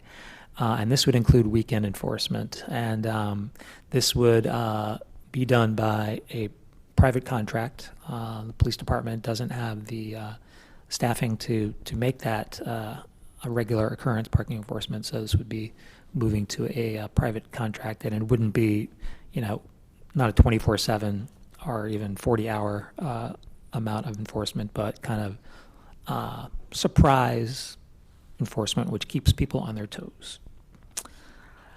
And then actively encourage and promote shared parking agreements. Just looking again at that, the results of the off-street parking, those are in private hands for the most part.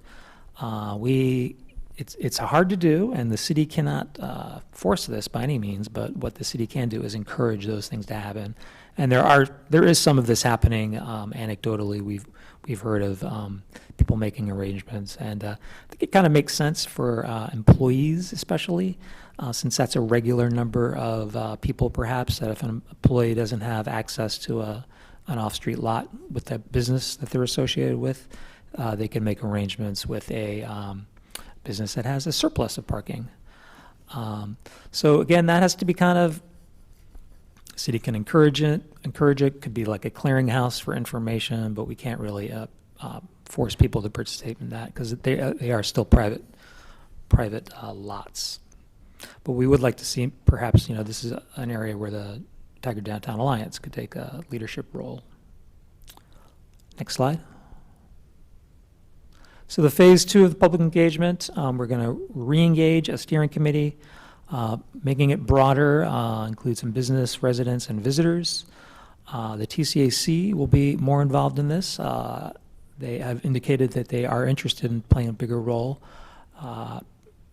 I thought for a while maybe they didn't want to get bogged down in a lot of the details, like how many employee parking permits should be available, but they're interested in playing a larger role, and so they will. We will hold a public workshop sometime in this later spring or summer. And then importantly, when these changes are adopted by council, and some of them may require municipal code changes, some of them won't, some of them are already authorized, but some of them might require council action. We will communicate with those changes and make sure no one is caught off guard. And I'm sure there will be a ramping up period, especially with enforcement, where people get warnings for a while before they are hit with a citation. Next slide. So we are open for any questions or discussion. Thank you so much, Mr. Farrelly. I think it would be helpful if we went back to maybe slide 21 for the suggestions, so we can, thank you, discuss based on having that on our screen. And I will open it up to questions or comments. Councilor Shaw? always feel like I'm the first out with the question. Very exciting presentation. Thank you very much.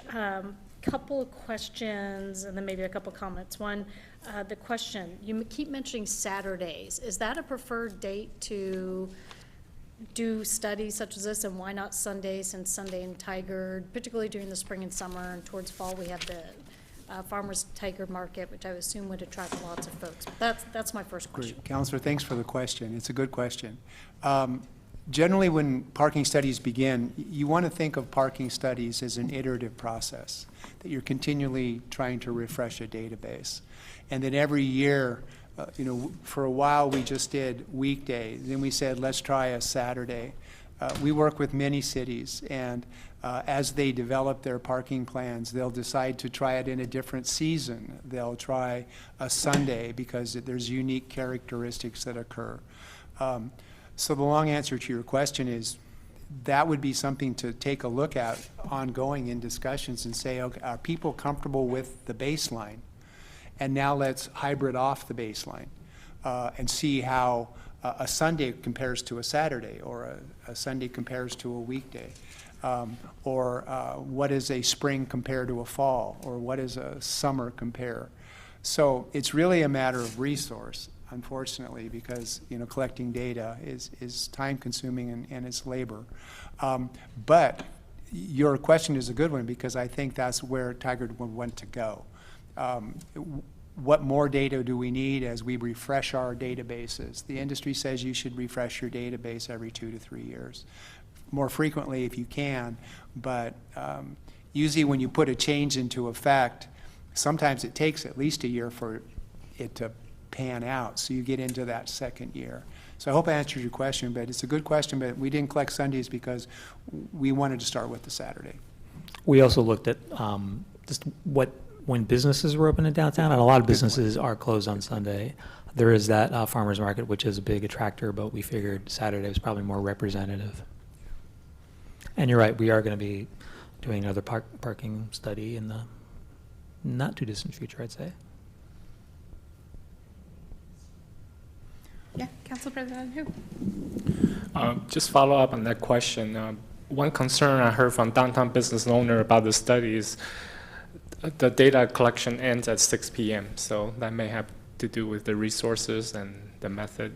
Well, this year we went to 8 p.m. We began our last data collection at 7. Okay. I hope we heard them.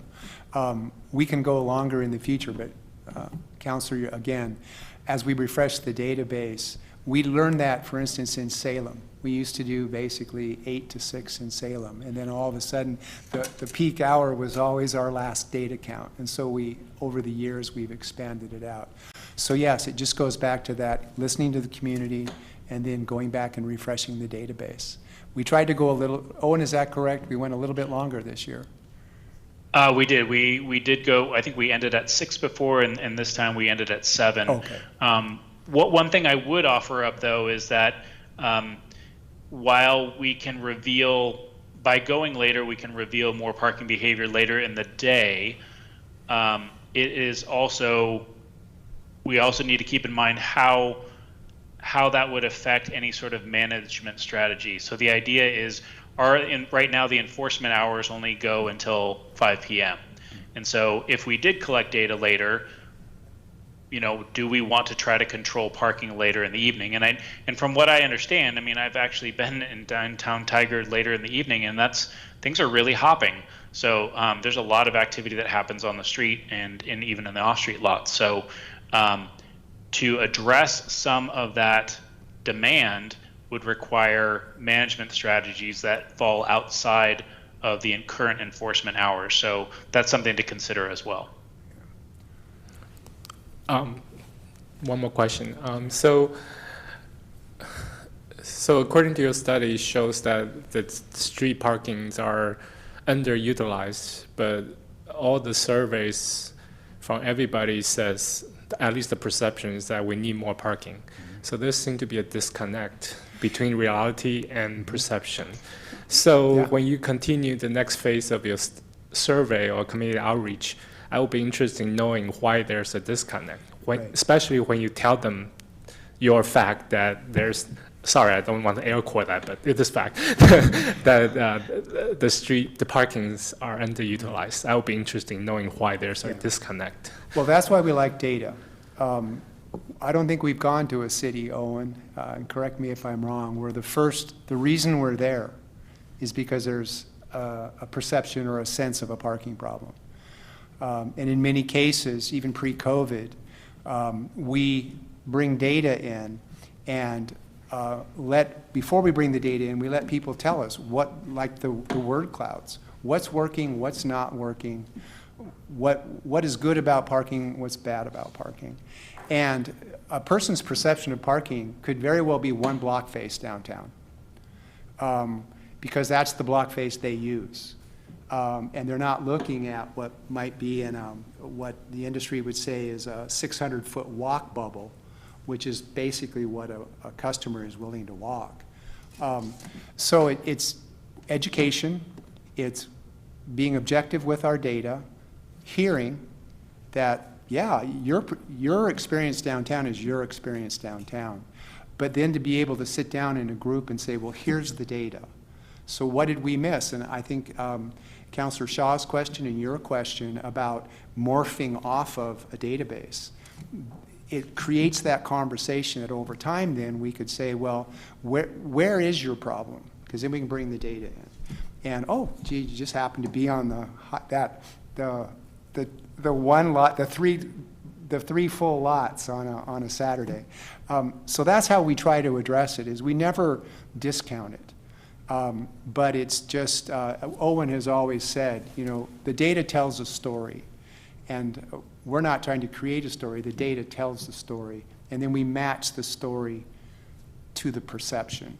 And our hope is that over time, that again, the refreshing of the data is so important, although it's a resource, you know, it costs. But Owen, would you add anything to that? But I think that's how I'd answer your question, Councillor, is everybody's perception of parking is different. But if we have good data and we have good conversation, hopefully we can get to buy-in.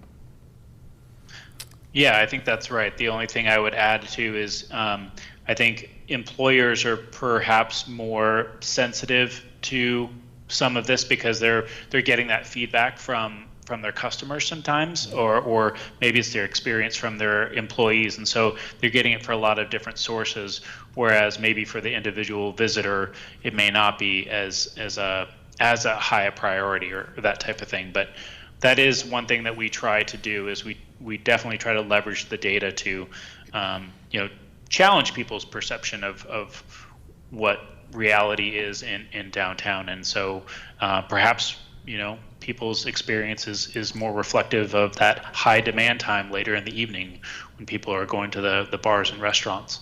So but yeah, that's how we look at doing iterations of that data to try to better capture what is going on. And the whole idea about good parking management too is about funneling that demand to those areas of surplus. And so with that on-street supply and that availability, we really want to push those areas of high demand into available stalls, whether that's off-street or on-street.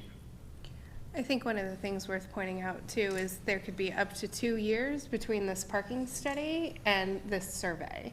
So considering the time that we were in, I would actually, I know it's data reflective of that point in time, but I have a really, really hard time trusting 2021 data for any sort of decisions we would make for parking downtown.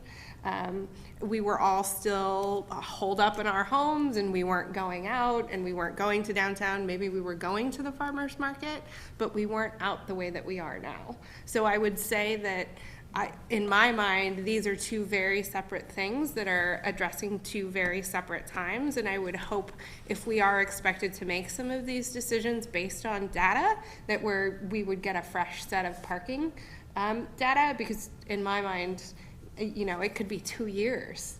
Our world's changed in 2 years. Downtown has changed in 2 years. And so I would say that I wouldn't try to connect those two, because I don't think they're reflective of the same thing. So I would just add that. Do you have any more questions? Yeah, one more. No. So you acknowledge that it's difficult to encourage shared parking agreements. So I guess my comment is that I like to see metrics, when we do some programs or initiatives. So I just have concern that this is one of the goals if you acknowledge that it's difficult to do. So that's just my comment. Thank you. Councillor Shaw? Oh, Councillor Sankara. Yeah. Yeah, so my main question, I guess, is how can we as a city, I'm thinking about big events that happen. We hear from the community, there's no parking in downtown. And my question is, like, how can we as a city better direct community members visiting downtown Tigard to parking lots, let's say at the Public Works Building or City Hall? I think it would be really helpful to have like maps or signage when advertising for events in downtown Tigard, like the grand opening of the Universal Plaza, that say, hey, there's parking at City Hall, so people can plan ahead of time. I feel like communication is a big key to solving this surplus of parking. And then I think the second comment or question I have is if there's been any discussion around increasing electric vehicle charging infrastructure in regards to parking. I think that thinking long-term, it might be helpful to have EV charging infrastructure in locations like City Hall for folks to park here and walk to downtown Tigard. So I don't know, like, if my understanding is that there is EV charging infrastructure installed around here, but I'm not sure if that's just for the city fleet or open to the public. But thinking long-term like that, I think, is also important.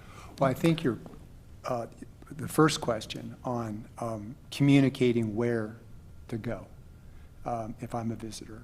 And we've already had discussions with Sean, and I think even some of our written work, some of the signage and technology recommendations that we have, literally having counter systems on your lot that would display to a sign that could go to an app and then be coordinated with signage that says on event days you can come here and there's this many stalls in real time. As to EV chargers, absolutely. But again, just like you said, there's some around here. The criticalness of getting EV infrastructure in place can't be denied. But what always lacks with technology is once you create a technology, you have to communicate it. And that's where we fail. Cities have EV chargers and there's nothing, or there's very little in some instances, is the fact that they're available, what the rules or use of are. If I'm a short-term parking, I want a fast charger. If I'm an employee or a resident, I want a different type of charger, which comes at a different cost, a less cost. And then the final thing I would say to your point, so good points, and we've begun that technology discussion. I think the challenge for Tigard is you have 260 parking stalls that you control. And what was really apparent to me, and when we looked at when we asked people what could you do to improve downtown, they all said public parking, which assumes that, I'm not sure of the definition because they said public parking. But public parking usually means that which is owned and controlled by the public. So much of what is here is private. And so that's why the challenge with your growth, with big events on weekends, is trying to meet your demand in what you control. And so even though the shared use parking agreements are difficult, in the near term, that's where we need to go. And even with the technology, do we have partners who would let us communicate their lot so that people would know that you can park here, whether you're an employee, you can get a permit, or whether you're a visitor on a weekend or an evening, that you can park in these lots. You guys have a challenge that we haven't seen in other cities. I mean, the next largest city that we work with has 600 on-street stalls. So there's this gap. There's Tigard, and then there's another small town we work with. It goes from 260 to 600. Large blocks in Tigard. And you also have the very long block faces. So there's challenges here, and I think they can be overcome, and I think all of the points you've raised today are really good. But that's that education and that communication and those partnerships is, I don't know if you can solve your problem in the public supply. You've got room for growth based on the data we have. The supply is still only 40% used, so you still have, but that still means you only have about 100 stalls empty. So that's the challenge, and it can be overcome, but we see in the near term and the midterm those off-street facilities from a conversational point of view as a huge opportunity. If I could just address Councilor Singh's question about events, especially Universal Plaza and the opening of it, that we're exactly what you suggested is what we're doing, and putting maps into the invites and the ads we take out, and signs will direct people to park in the Public Works lot and the City Hall lot, and that'll be kind of the nights and weekends. People will be directed to those lots because those are times of low usage for the city lots, and especially when it comes to big events, that'll be part of the communication. Park at the City Hall after hours on the weekends.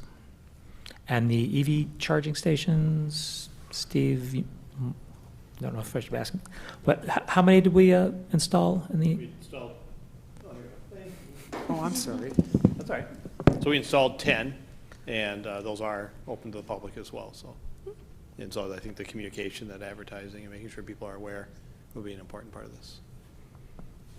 And those are we're installing the, would be most convenient to walk to park your car there, charge it up, and then walk to the plaza. Councillor Shaw? Thank you, Mayor. Absolutely wholeheartedly agree too with your comments about the point in time in 2021, and a lot of us were hunkered down and not necessarily going downtown, and also with Councillor Singh, your points about EV charging. Question I had is, in the data we had received, it said downtown residents, 51% park in private parking lots, with 18% in public and 28% on streets. That's 46% that's not parking within their building parking structure, which says to me we have allowed the developers not to put enough parking in, and that it's just offload into the community. So is there a learning or a lesson there, or some direction you would suggest we take? Thank you. Another great question. Yeah, there are rules of thumb. Parking 101 says the on-street system drives your entire system. And then Parking 101 Lesson 2 is that when you're not enforcing parking or regulating parking, then it's a free-for-all. Because after 5 o'clock, I could live in Portland and park in downtown and leave because it's not regulated. So the question is, do you require more parking of developers, or do you more actively manage the on-street system where you're taking away their ability to use certain types of supply, and then they can make an economic decision as to how much they should build?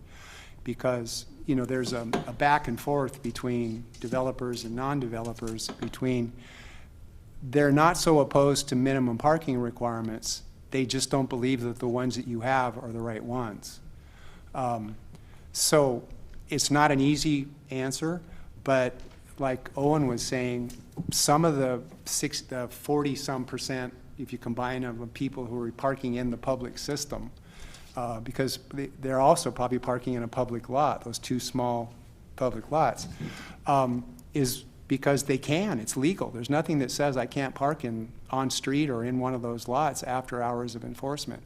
So active management of the on-street system over time sends a message to a developer that says, oh, I can't tell my tenants or I can't tell my employees they can park on street, so I'll design my building to meet the demand. It's an economic decision on their part. Or you can trust your minimum parking requirements and see if they'll do it. And that's the big debate right now in the industry. But it does require, it'll work if you require active management of the on-street system. So extended hours, there's some, not that you would do it in Tigard yet, but there's cities that the time limit, the 2-hour time limit is in place 24 hours a day, 7 days a week. So you just can't use, because those are big cities. But you know, that's the logical end of the spectrum. So it's kind of trying to answer where you want to be in that question. Do we rely, are our minimum parking requirements right-sized so it encourages the development we want but doesn't create conflict? Or do we allow less parking in our code because we manage our on-street system so effectively that they don't have access to it in the first place? That's kind of the philosophical discussion. I would just add as a friendly reminder that we removed minimum parking requirements as to be in compliance with the state. And so that's not an option that's available to, you know, cities in Oregon anymore. So that's, I think, an important part to think about our on-street enforcement. And, you know, at times of low usage on street, you know, there's really not necessarily a problem with someone parking overnight. We just don't want them parking during prime hours, and that prime hours are going later in the evening now because we have a lot more restaurants and bars. So we may take a look at, you know, extending those hours. I don't know about 24 hours a day, Rick. I think we're. Well, in New York City, San Francisco. But maybe to 7. You're not there yet, and hopefully you won't. And also, we've noticed that a market is being created. So, you know, not everyone who rents an apartment owns a car. A lot do. We realize that, and still will continue. But there are people who rely on transit and bike and walk. And what's happening is, you know, with the Atwell and places like the Overland, they are charging people for parking. And that used to be all bundled up, they call it, in the rent. But now it's kind of, you pay the rent, and if you own a car, you pay for that parking space. And that also creates a market. Could also create an incentive for people who want to park in the street. But if we enforce more, then people will have to weigh, do I park on the street and maybe get a ticket? Or maybe I make a deal with a guy who has a lot of empty parking and across the street and, you know, pay $20 a month to park there. Councilor Shaw? Well, thank you. None of those what I want is options, but we can certainly talk about them in the future. And you had mentioned that the downtown is operating at a low level of demand. I really hope we can get to a very high level of demand at all hours, and that means our downtown is thriving. But with those 4 options, the first 3 I couldn't support at this time, but the last one I certainly would like to encourage, because I think there is opportunities there for some partnership and actively encouraging the private lots to potentially open up. So, thank you, Mayor. Yeah, thank you. I have a couple of questions, just as far as, and I think they're probably directed more to Mr. Farrelly. As far as parking enforcement and using an outside contractor, do we have any idea what the cost to the city would be? Because I can't assume that the parking fees would cover whatever the contract would be. So we did talk to Rick about this a while ago, and there are apparently some companies that will do this. And again, it's not going to be 40 hours or, you know, even 9 to 5 enforcement. It's going to be more a couple hours a day. And I think sometimes they can be structured that the citations that are issued can either go back into to pay for the contract, or you know, we don't want to get into a situation of like a bounty system, right? But we want to, if there are citations issued, that can go and pay for this service. So that's the plan there. It would defray the costs. Probably wouldn't pay for it 100%, but it would defray the costs. Yeah, I think especially if we were to move forward with something like that, we would need much stronger information presented to us. I know you're not asking us to make a black and white decision, but just recommending a very realistic picture of what the cost would be and where it would be budgeted. And so in the next slide, you talked about reconvening a stakeholders group. Is that the parking committee that would be reconvened? Yeah, we want to kind of expand the membership of it.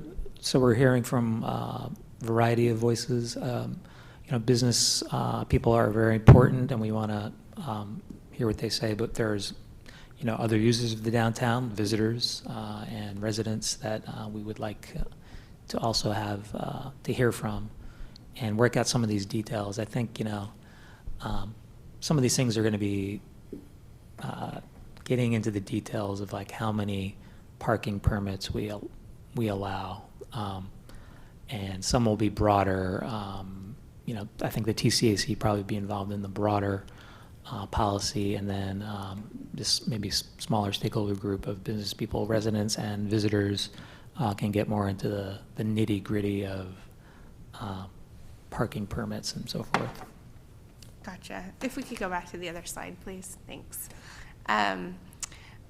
Just a couple of my personal thoughts as far as I do think it would be worth looking at more robust parking enforcement to see if that changes behavior and turnover and accessibility.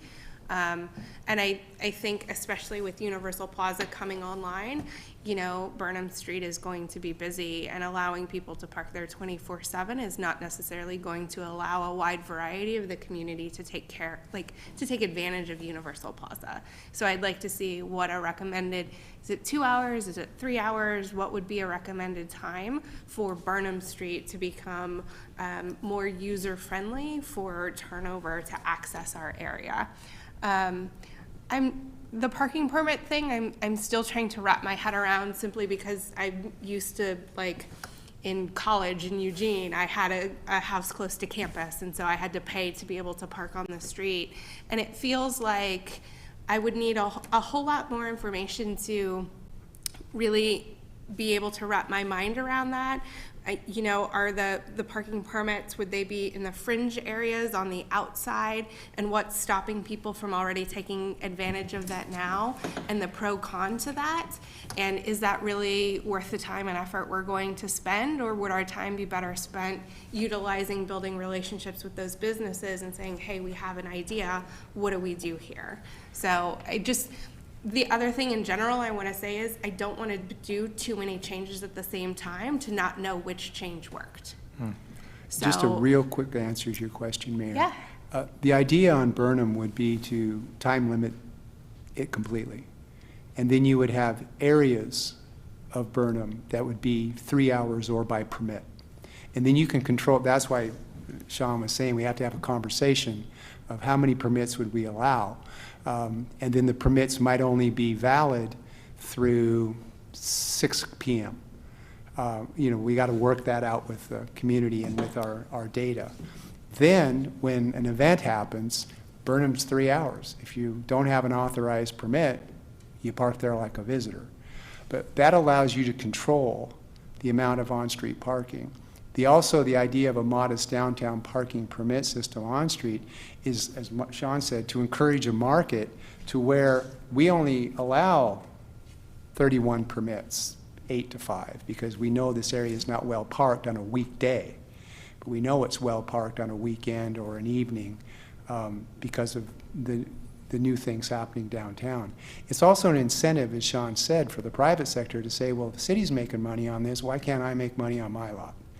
And so I'm willing to sell some permits. And that's that outreach and discussion that you talked about with the private sector. They may or may not, it's nothing we can force, but within those 260 stalls of parking, right now there's green areas.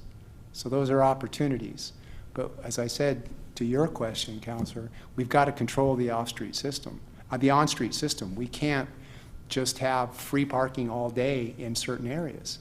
And if we agree to that, then we say we must control it. And then here's our options. Time-limited parking in certain areas that allows a permit to override the time stay, but that comes at a cost. And then bring the private sector in and say, we've managed our 296 parking stalls. We need more help, and do you want to be a partner? And then have good discussions. Thank you for that. I think in general I still support, I think maybe looking at Burnham and upping actual enforcement as to first steps to see where it would lead. Yes, Councilor Wolf. I'll be quick because we've had a long conversation on this. So on those points, the only thing I also wanted to raise, and I realize our controlled parking is small, but just ADA. As we think about Universal Plaza and accessibility in our community, that kind of stuck with me when I saw one. And so really want to make a plug for that as we plan for Burnham. I am interested in leveraging the private opportunity in market on parking lots. That seems hopefully an untapped resource. And my third question, and we don't have to get into a long conversation, but I think, Rick, you made the comment on how you build, you listen to the people, let them tell you what they need, and then you get data and you do surveys. What I wonder is, I have no doubt that staff did an excellent job communicating the surveys, promoting the surveys, but it seems human nature is becoming a little survey fatigued. I don't know if it reaches all community members the same way. So I have a concern about that too. And then the unfortunate, data that's not even, correct because of other, purposes, which is disappointing. So I'm not, I guess, looking for an answer, but you guys are the consultants and the experts. You have to be thinking about how do we collect data that really reflects what we need to use in building plans. Again, just in 10 seconds. One, we want to morph our data off of a baseline to be able to better answer questions. And so that's a frequency and a routinization of refreshing the data. ADA, an interesting fact is federal law does not require ADA parking on street. So that's a discussion with businesses in the community that if we want it on street, where would we place it? Because just randomly putting ADA stalls doesn't help. But yes, we need more ADA stalls. But that's why you don't see more, because the law says they should be off-street. And if an off-street facility has specific requirements for ADA. And then the final question that you ask about, the continuing conversation, I kind of led with that. So we totally agree. It's all about conversation and buy-in. We are adding 2 new ADA on-street spots on the Main Street, Green Street, Phase 2. Yeah. And I did want to get back to something Mayor Lube asked earlier. We do have in the budget request, in the general fund budget request, $60,000 for parking enforcement for the next fiscal year. I should also mention that parking studies are very involved. They're sending a squad of people out there with electronic equipment to record license plate numbers out there all day. Those are expensive to do. We don't have that budgeted, but I think in probably the following fiscal year, we would definitely want to refresh that. And there will be have been some changes that happened in Universal Plaza being open and the AVA project being open, so it might be a really opportune time to do it then. Thank you. Do you feel like you have the general discussion direction you need to continue to move forward? I do. Thank you. Oh, yes, Council President Hu? Thank you, Mayor Loop. Just 2 quick points. One is I agree that I want more data because as Mayor Loop and Councilor Shaw mentioned, it's 2021, but I don't have any other data to go with. So as a policymaker, I can only rely on what's available to me. And the second quick point is if we do want to do some sort of enforcement, I don't want to lose sight of making it easier for people to come to downtown with other means. Because another thing I heard a lot from downtown business owners is that Fennel Creek Trail has no lighting at night. So maybe consider some lighting, not just as a way to encourage people not to drive and not to park so closely to our downtown attraction. So thank you so much. Thank you. It's great. I just say that as part of the Nick Wilson Memorial Plaza, we are going to initiate looking at spots for lighting in the Fennel Creek Trail that's within the downtown. Thank you. Thank you. Next on our agenda, we have a houselessness program update, and Program Manager Azell will present the item.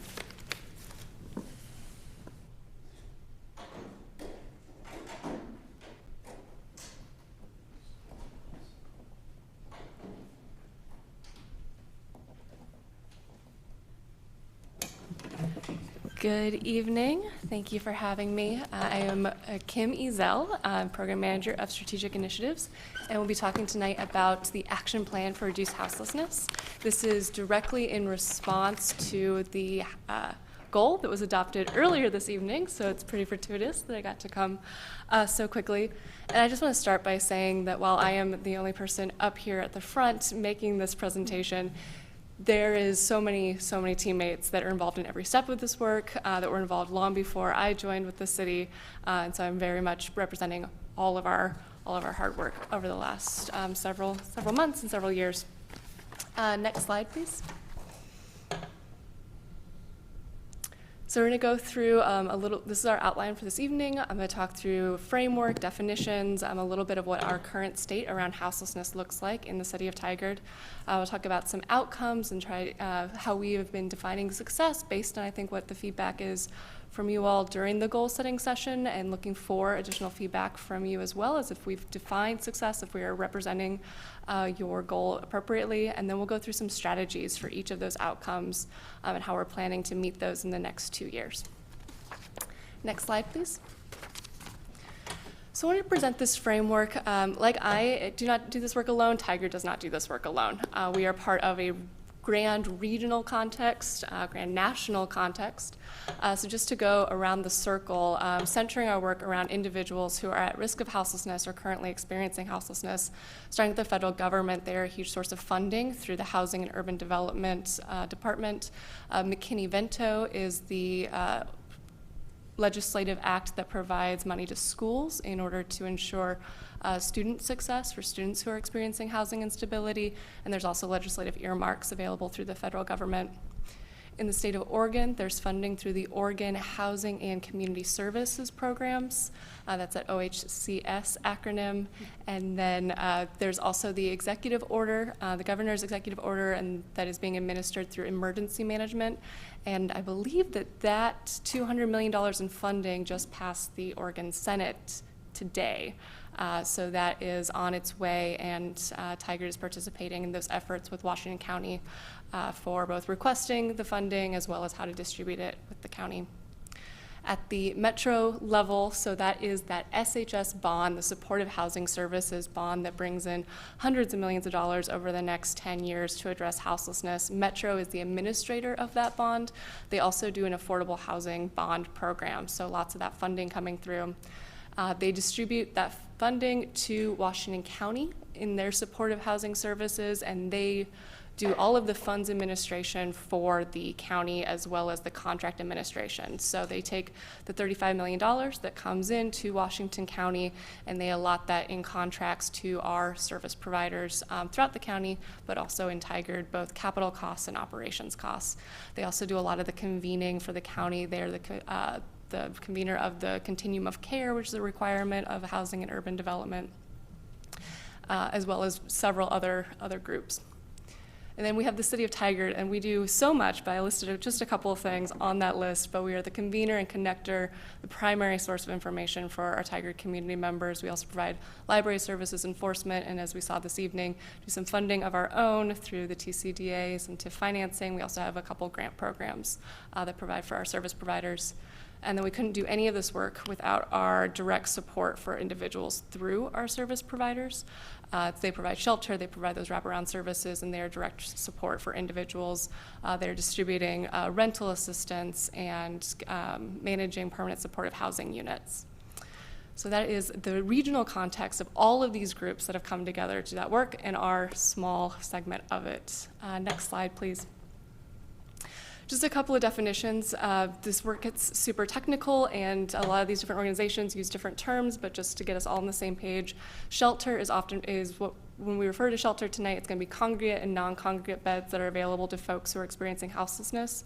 In the context of Washington County, those beds are assigned through the Community Connect program.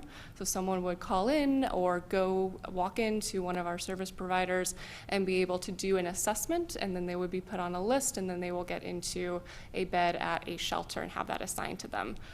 For folks who are experiencing houselessness and need emergency beds, there are e-beds or emergency beds that can be available. TVFNR can access those. Our first responders in Tigard can as well. Institution comes up, and you'll see that in another slide later, where we say that some of our homeless members of our community are currently in institutions. There's a wide variety of those. I've listed them above. They include hospitals, substance abuse treatment centers, foster care, et cetera, military service. Temporary housing is also a type of housing that's available, so that is a little different from like a shelter bed. This is a housing that can be available for 24 months with wraparound services to help people in need. Permanent supportive housing is for folks who have some sort of terminal or chronic issue, and that they would need to be in a permanent and supportive housing situation where they have support. Quality Inn was just bought by Washington County in Aloha. That is, I believe, the first permanent supportive housing facility that has been purchased by Washington County using those SHS dollars, and that is being operated by SEPA, Community Partners for Affordable Housing. Thank you. And then literally homeless or unsheltered, these are folks who have their primary nighttime residence that is a public or private place not meant for human habitation. That does include folks who are currently living in their cars. Definitions. Next slide, please. So I wanted to present some data. So I've got two different data sets that we're going to talk about this evening. This area of trying to capture the folks in our community who are experiencing houselessness is incredibly difficult. And it is almost by definition always going to be an undercount. So this first set of data comes from Washington County's Supportive Housing Services. This is from their data group. The way that we accessed it is when folks do that phase 1 assessment, they're asked, where do you primarily spend your time? If the person had said that they primarily spend their time in Tigard, then we counted that as a Tigard community member. There's also quite a few data points where folks didn't indicate where they spend the primary amount of their time. And so based on percentages of how many folks did say they spent time in Tigard relative to others, we added on an appropriate percentage to these numbers, knowing that this is always going to be an undercount. What we've found is that around, or at least, is what I'll say, at least 473 community members in Tigard are currently experiencing houselessness. Of those, 113 are unsheltered. That means literally homeless, living in a place that is not suitable for human habitation. 41 community members are in shelter, 8 are currently in institutions. 48 are living doubled up. That means that they're living with family or friends, maybe couch surfing. I did put an asterisk next to that because that is easily the most undercounted number in this inventory, and we'll see on the next slide just how undercounted that can be. 29 are living in temporary housing, 77 are in permanent housing. This does include folks who are facing housing instability. So when we say 77 are in permanent housing, that's not permanent supportive housing, it's permanent housing, but in need of maybe some rent stabilization, eviction prevention assistance. And then this is an imperfect data set, and we have 157 members that we know are in need who have completed this assessment, but their current housing status is unknown. And next slide, please. This is a different data set. So this is from the Tigard-Tualatin School District. This is a data set that represents a different geography. It also represents a different group of people, and that these are students within the school district, whereas the other data set represents folks at any age. So these shows that about 328 students in the Tigard-Tualatin School District are identified as houseless.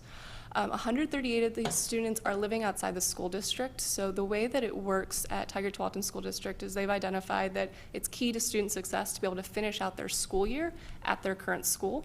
And so they use McKinney-Vento dollars in order to transfer students who have had, for whatever reason, needed to move out of the school district due to houselessness back into the school district to be able to complete their school year.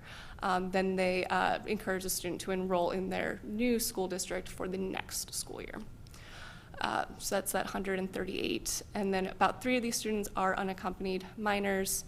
Many of these students are living in substandard housing, doubled up, or living in vehicles. And this is where we understand that that doubled up number from the previous slide is such an undercount, because from the Tigard-Tualatin School District, they're showing about 200 students are living doubled up, whereas our previous slide shows that about 45 community members are living doubled up. So we know that these are imperfect numbers, but one of the things that we're trying to do is come at this from a lot of different angles, using a lot of different data sets. Another one that will be coming online is the point in time count that we should be getting in May, trying to give us the best picture that we can of who's living in our community and who needs help. Next slide, please. So over the last couple years, there were several accomplishments.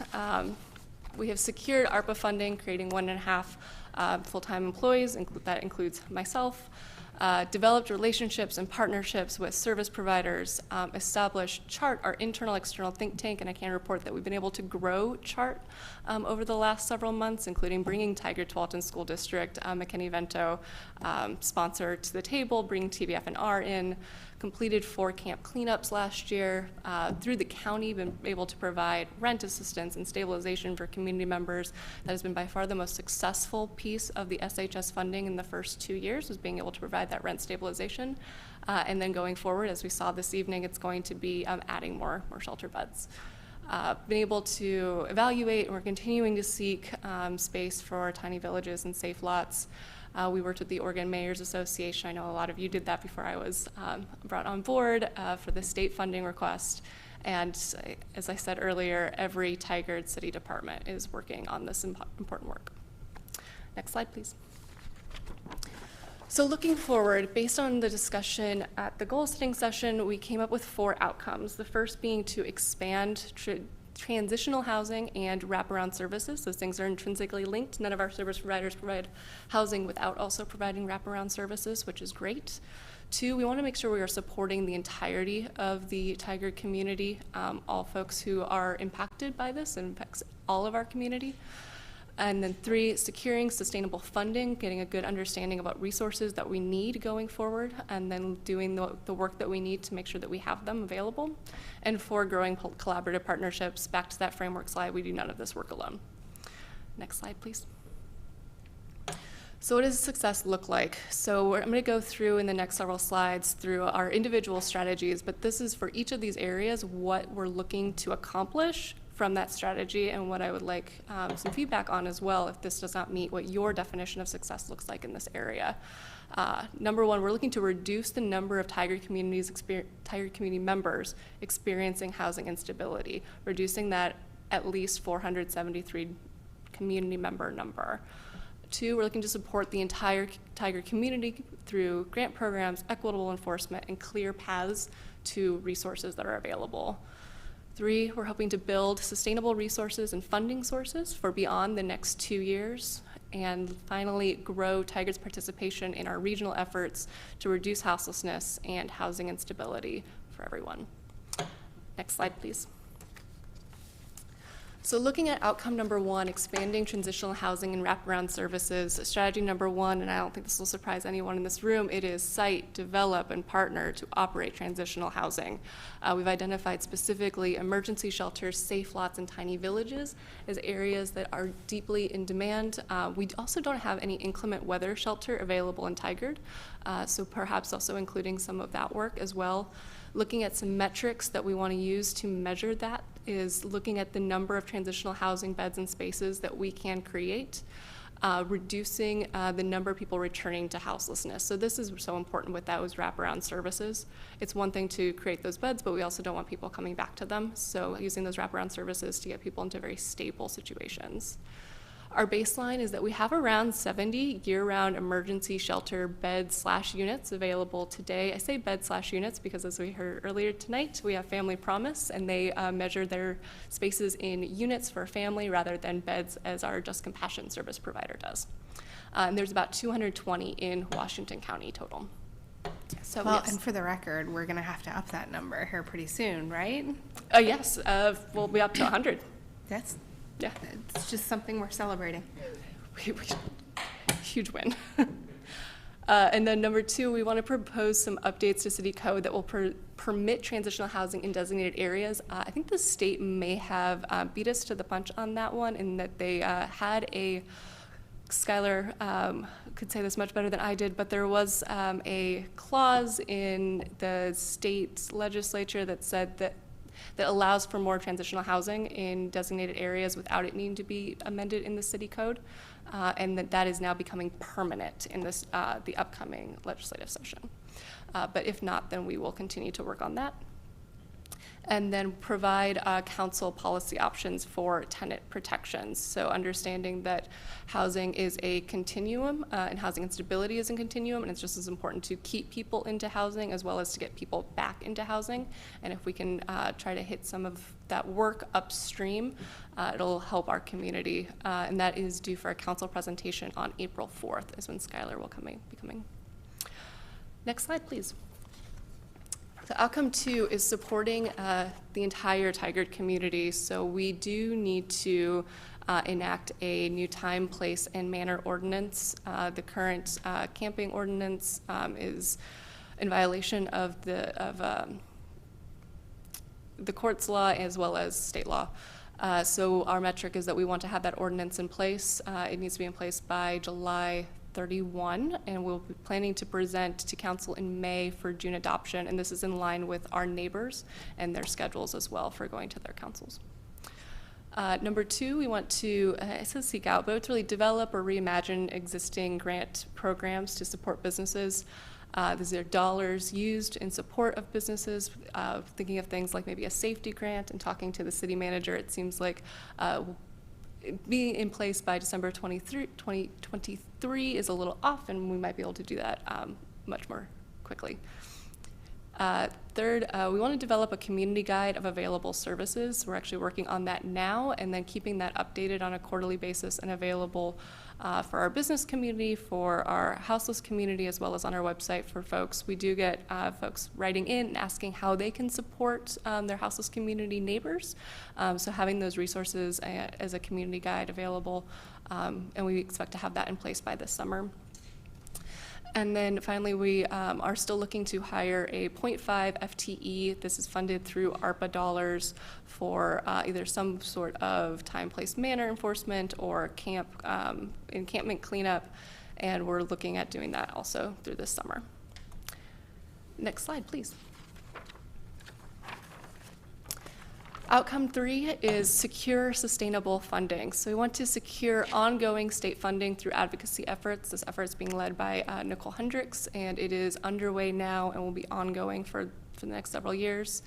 And then our second strategy is to develop a long-term resource and funding plan. So my idea was that in the second year, so of this 2-year goal, we would really look holistically at what do we need beyond the next 2 years and then plan and resource appropriately. Next slide, please. Outcome 4 is grow these collaborative partnerships. So we cannot do this alone. So participating in local and regional efforts to reduce houselessness. The good news is that SHS is still new. All of our community partners, all of our neighbors are learning with us, and so we're all growing and learning in this place together. So we are represented in a lot of different places. We're currently a board member in the Continuum of Care. We have 4 teammates on the policy group that's supporting the governor's executive order, and we're looking for more opportunities to partner with our neighbors and with our regional partners. Regular community engagement and updates. The website updates and it has been lacking, so we want to do more about putting that information out, including that resource guide, as well as being able to share information about how this particular goal and this action plan is going as we go along. This includes that we are doing monthly chart meetings as well as other updates to community groups that are active in Tigard. And finally, developing a regular cadence for data reporting from Washington County and with Tigard-Tualatin School District, as well as with other data sources as they come online. Right now, we are at a place with Washington County where they'll be providing us with an update every quarter, so that about 473 with that breakdown we'll have on a quarterly basis, as well as we should be getting some information about inflow and outflow into the system from Tigard, which will provide us with more information. And we're looking to grow that information in both frequency as well as complexity as they become more sophisticated and we become more sophisticated in this work. And next slide. That was a lot, but I really look forward to your discussion and questions. Thank you. Let's open it up for questions. Yeah, Councilor Wood? So Kim, thank you. That was great. I mean, and just appreciate all the details in the action plan. So kudos to you and your team. And the one question that I was just curious about, I mean, I think your outcomes and your strategies and your timelines are wonderful, but I was curious in terms of seek out or reimagine existing grant programs to support businesses. Right now, that seems kind of just open to thought.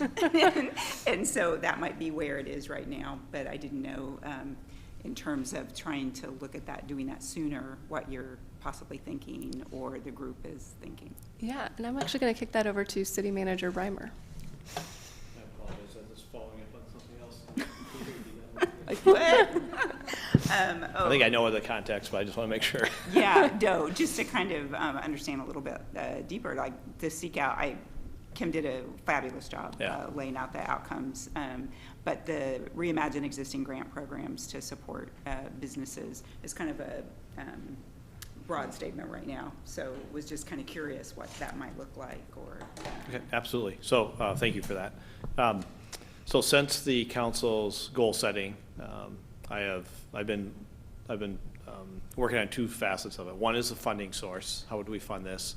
And from my standpoint, I think the funding source is clear. We have the availability in our ARPA funds.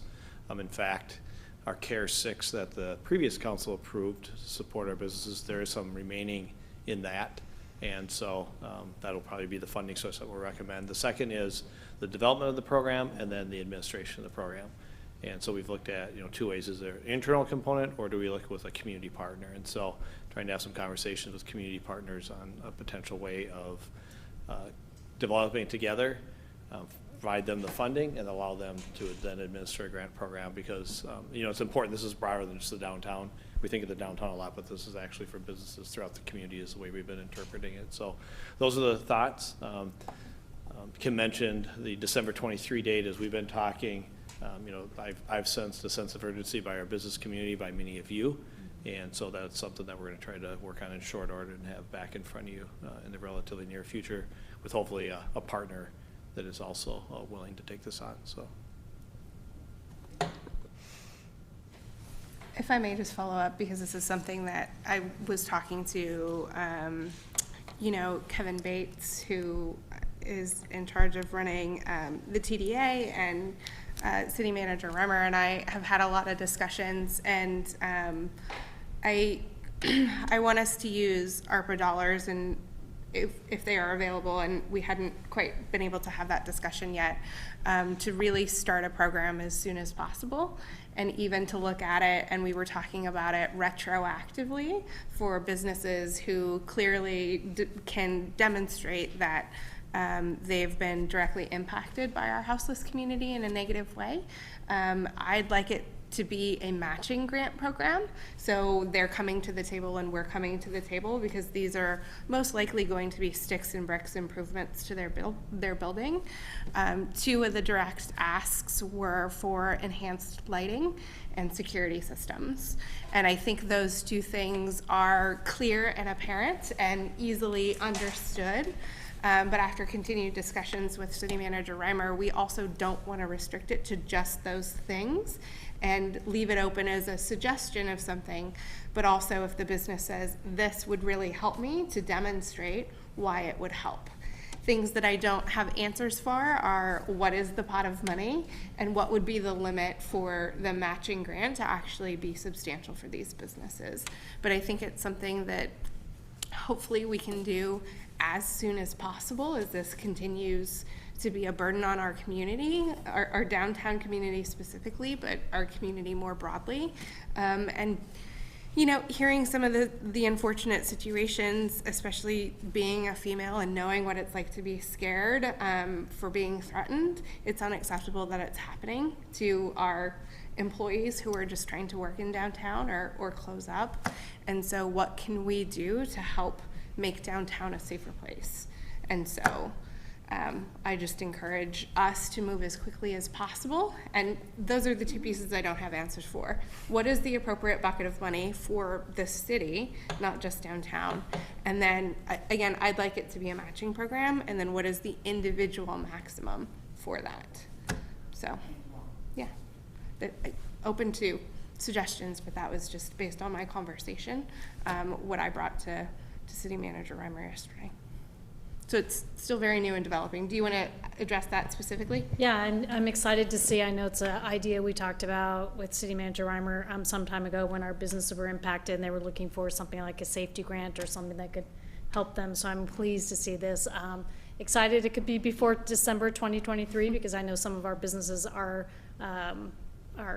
being greatly impacted, it's costing them. So I guess the caveat I would have, and I'm not sure, Mayor, what you mean by a matching program, but if they're not able to match it dollar for dollar, that they still are able to receive a grant, because some of the businesses may not be in an equitable position to be well-funded, or COVID may have had a larger impact, and downtown construction may have had a larger impact, or even as we see Portland and they implement some of their houselessness sweeps, we might see more going to the Tiger Triangle and other parts of the city. So I think that's going to be vital too. So glad it's not concentrated just downtown, but other areas as well. Thank you.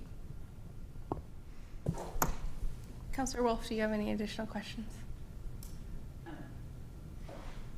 Just a comment, again, Kim, wonderful job, and I think that I just want to sit with you and create a flow chart, take your bubbles and put them in an order. State dollars go to county, or Metro is here, they go to county, they distribute down, because just as a learner, just to kind of how's the money flow?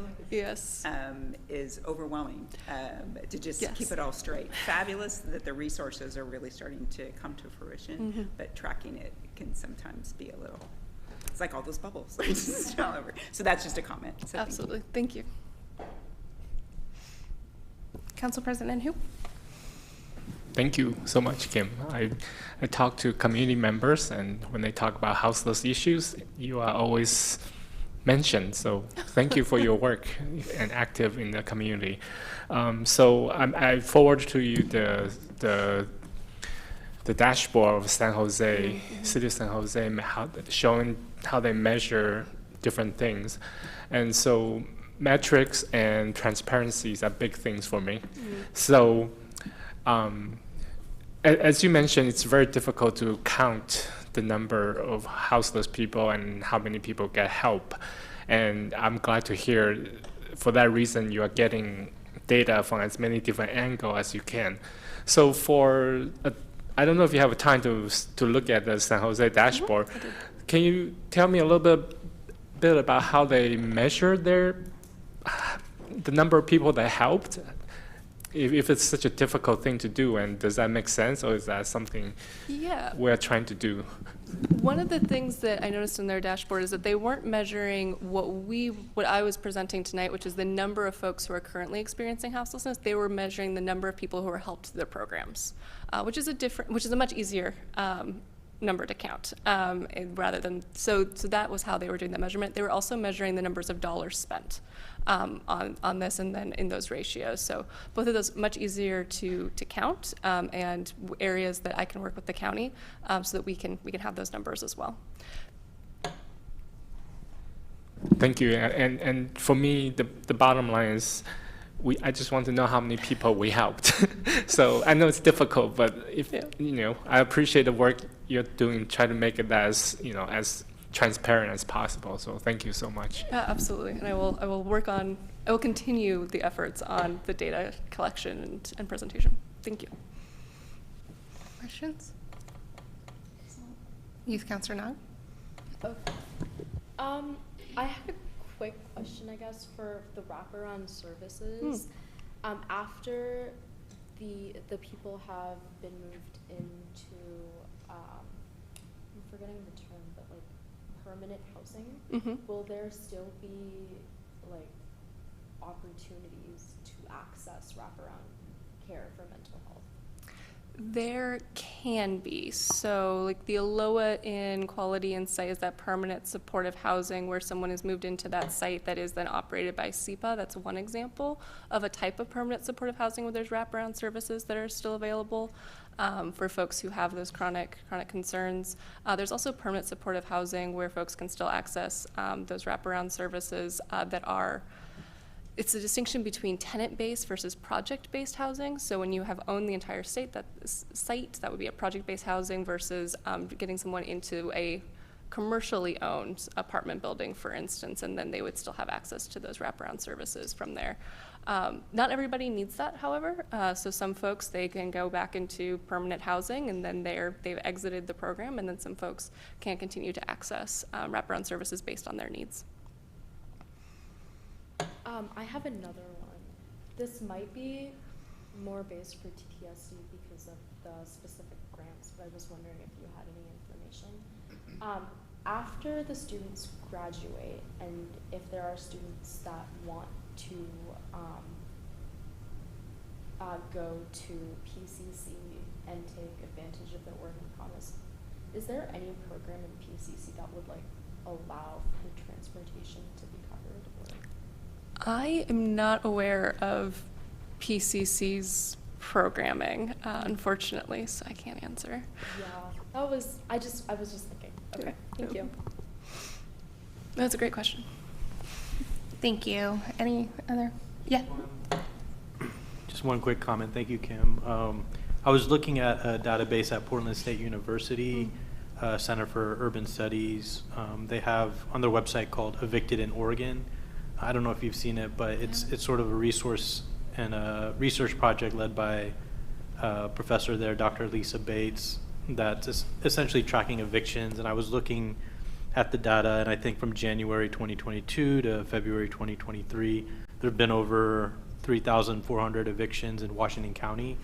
And I'm just bringing this up because I think in one of the outcomes we could be tracking, I think it would be interesting to see if we're able to use the eviction data as a measurement for how we're doing in Tigard specifically, to really have a goal so no one is evicted or displaced from our city. So I don't know if that's something that we can capture from Washington County, like the more nuanced data for Tigard, but I think that's another just measurement that we can track too, potentially. Absolutely. Thank you for bringing that up. Okay, I'll go to my questions and comments.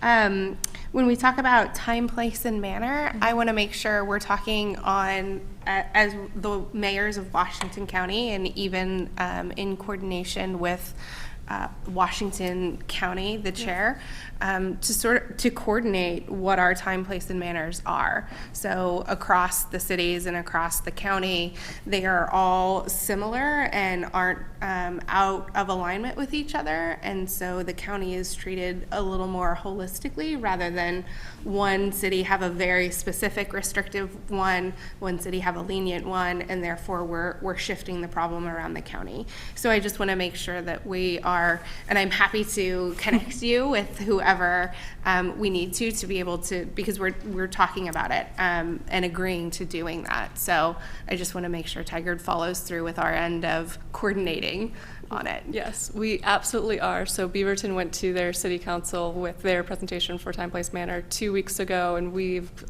looked at that as well. I'm meeting with my counterpart from Beaverton for coffee tomorrow to discuss in detail, and I'm continuing to work with my counterpart in Hillsborough around Time, Place, and Manner as well. Excellent. So if you need any other connections, please let me know. I'm happy to make those introductions. One of the other things that I discussed with my meeting with Mr. Bates for downtown is, his request to have an officer come a couple of different times during the day just to check on individuals, and knowing the constraints in our police department, that it's not a feasible option.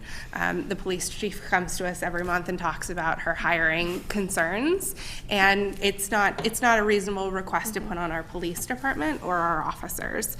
And so I am trying to think about a creative solution, which could also be, hiring the individual to do time, place, and manner. One thought is even hiring a private security firm to come and do checks. They're specifically asking for 7 to 9 a.m. and 5 to 7 p.m., which would be difficult for a hired individual to cover those two without a split shift, which is a terrible idea. And so coming up with a solution, but also realizing it's about building relationships and trust with these community members. So I want to challenge us to think of a way to support the request of checking on individuals and in our community, especially in the downtown area, and time, place, and manner, and how we can leverage this together.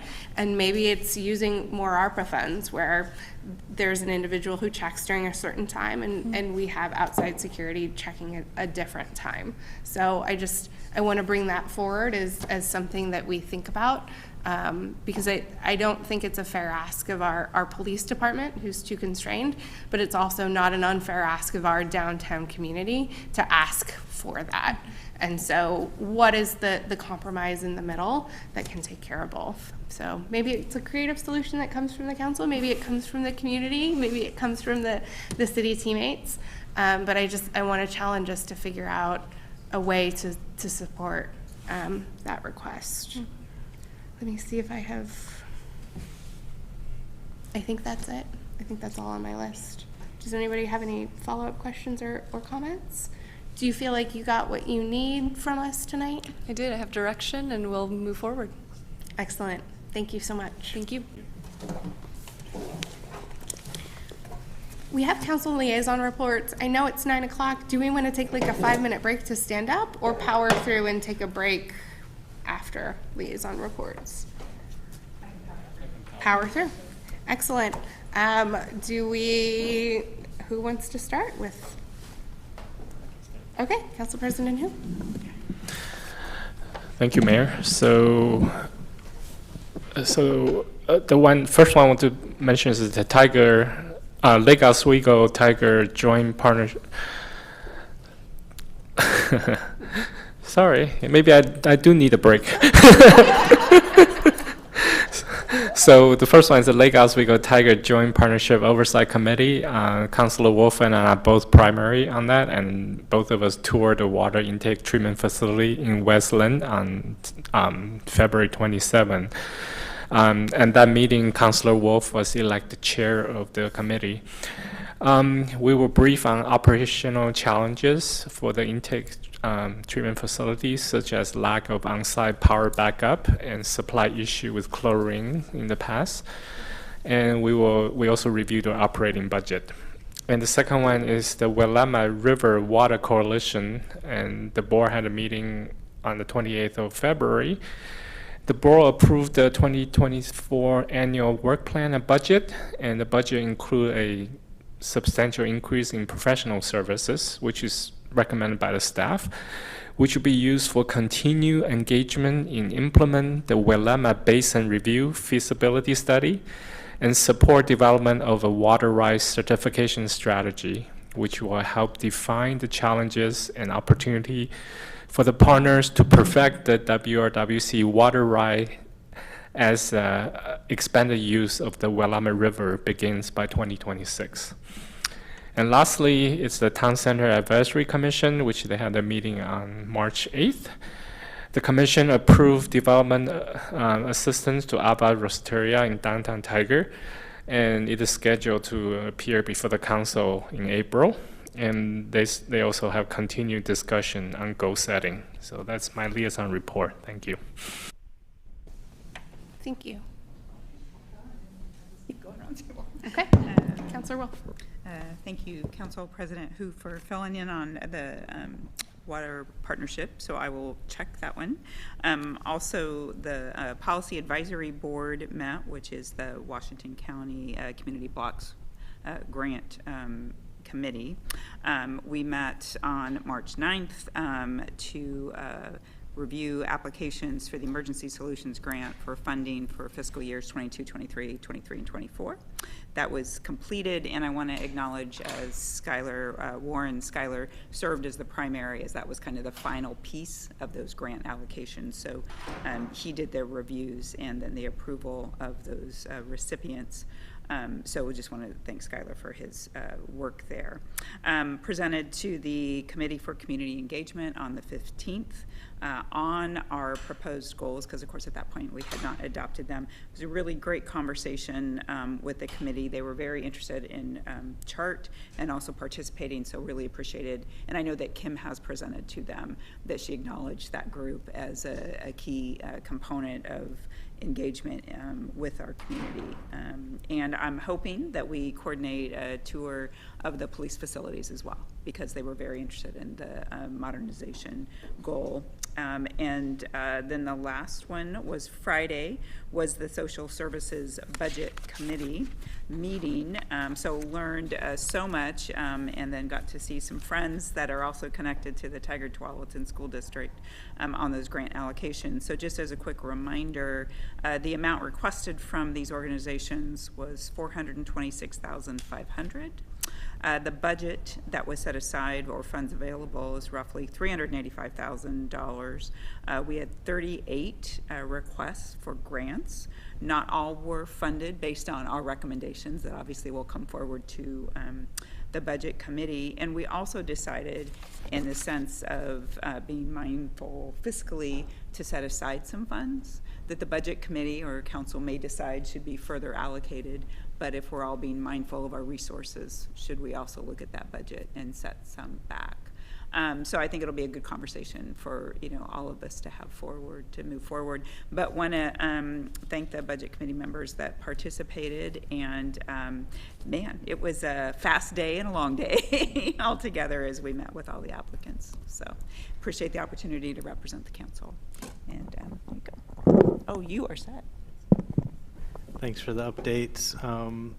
So I attended the Tigard Planning Commission briefing on March 6th. The meeting was essentially the same follow-up briefing we had with Associate Planner Hope Pollard, and there was also a Planning Commission officer election, so congratulations to those that were elected.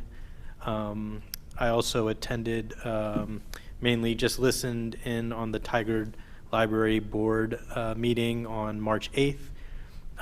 We have such fun icebreakers in these meetings, and we got to meet one of Tigard's library staff, and basically shared what she does at the library. And I think it was Anne Marie Anderson, the adult services librarian. There was also a discussion and preparation for a joint city council library board meeting that will be taking place on May 16th. So I'm really excited to have them here to present. I just want to say, historically, they try to outdo themselves every year, and it's one of the best presentations to the council. So, thank you. Youth Councilor Nod. Okay, I had a more formal thing written out, but my computer died, so I'm just gonna make things up. So TIAC has been really busy with rewriting a lot of the bylaws to update it, especially with our new members. One of the major changes that we made was in how our election systems are going to work, and the second thing is who can join. We opened it up to any student in TTSD and anybody living in Tigard, so there will be more people, so we're excited about that. One of the things we're thinking about doing is on April 15th on Universal Plaza's opening, we might be selling snacks, so we're excited about that, as well as other fundraisers throughout the summer.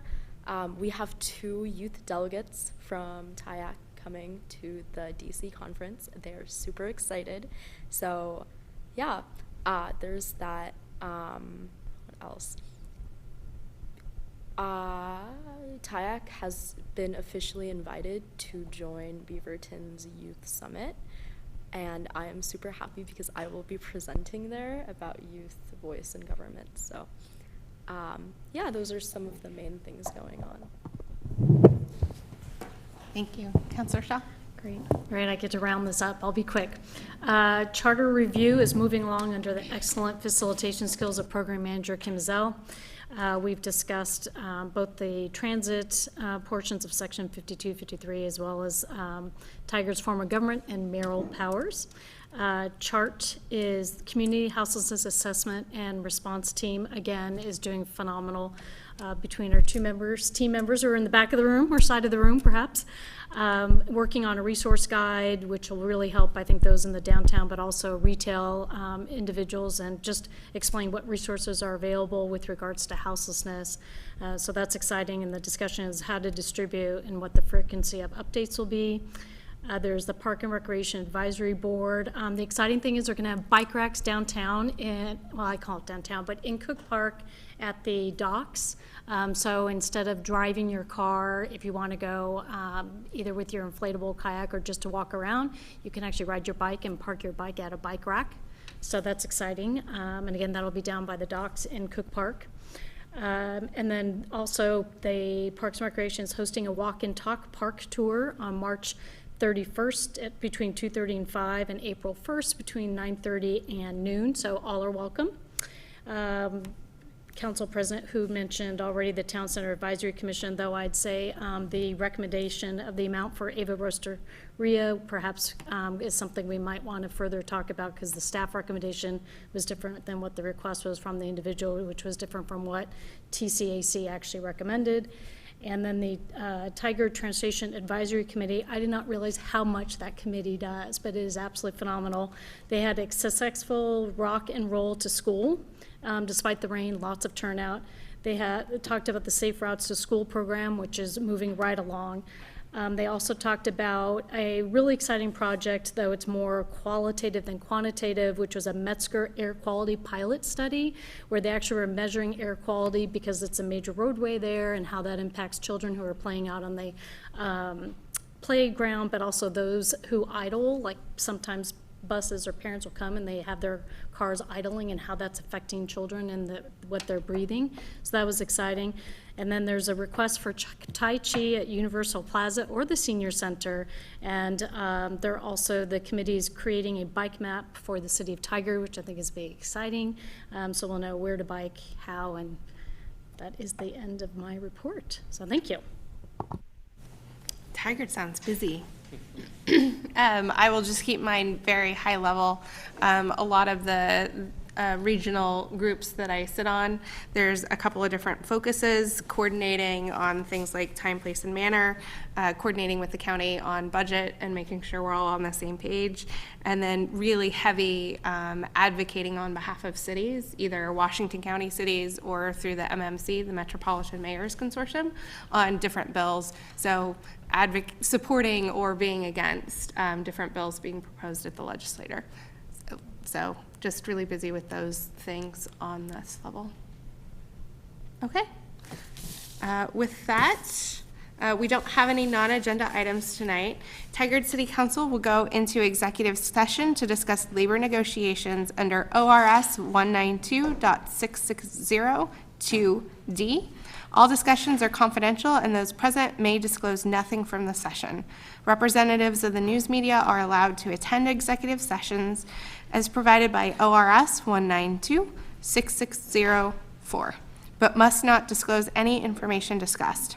No executive session may be held for the purpose of taking any final action or making any final decision. Executive sessions are closed to the public. The City Council will adjourn after the executive session. Thank you so much. Good night, Tigard. And we will not be having a City Council meeting next week because we will all be coming back from our conference. So we will see you in 2 weeks.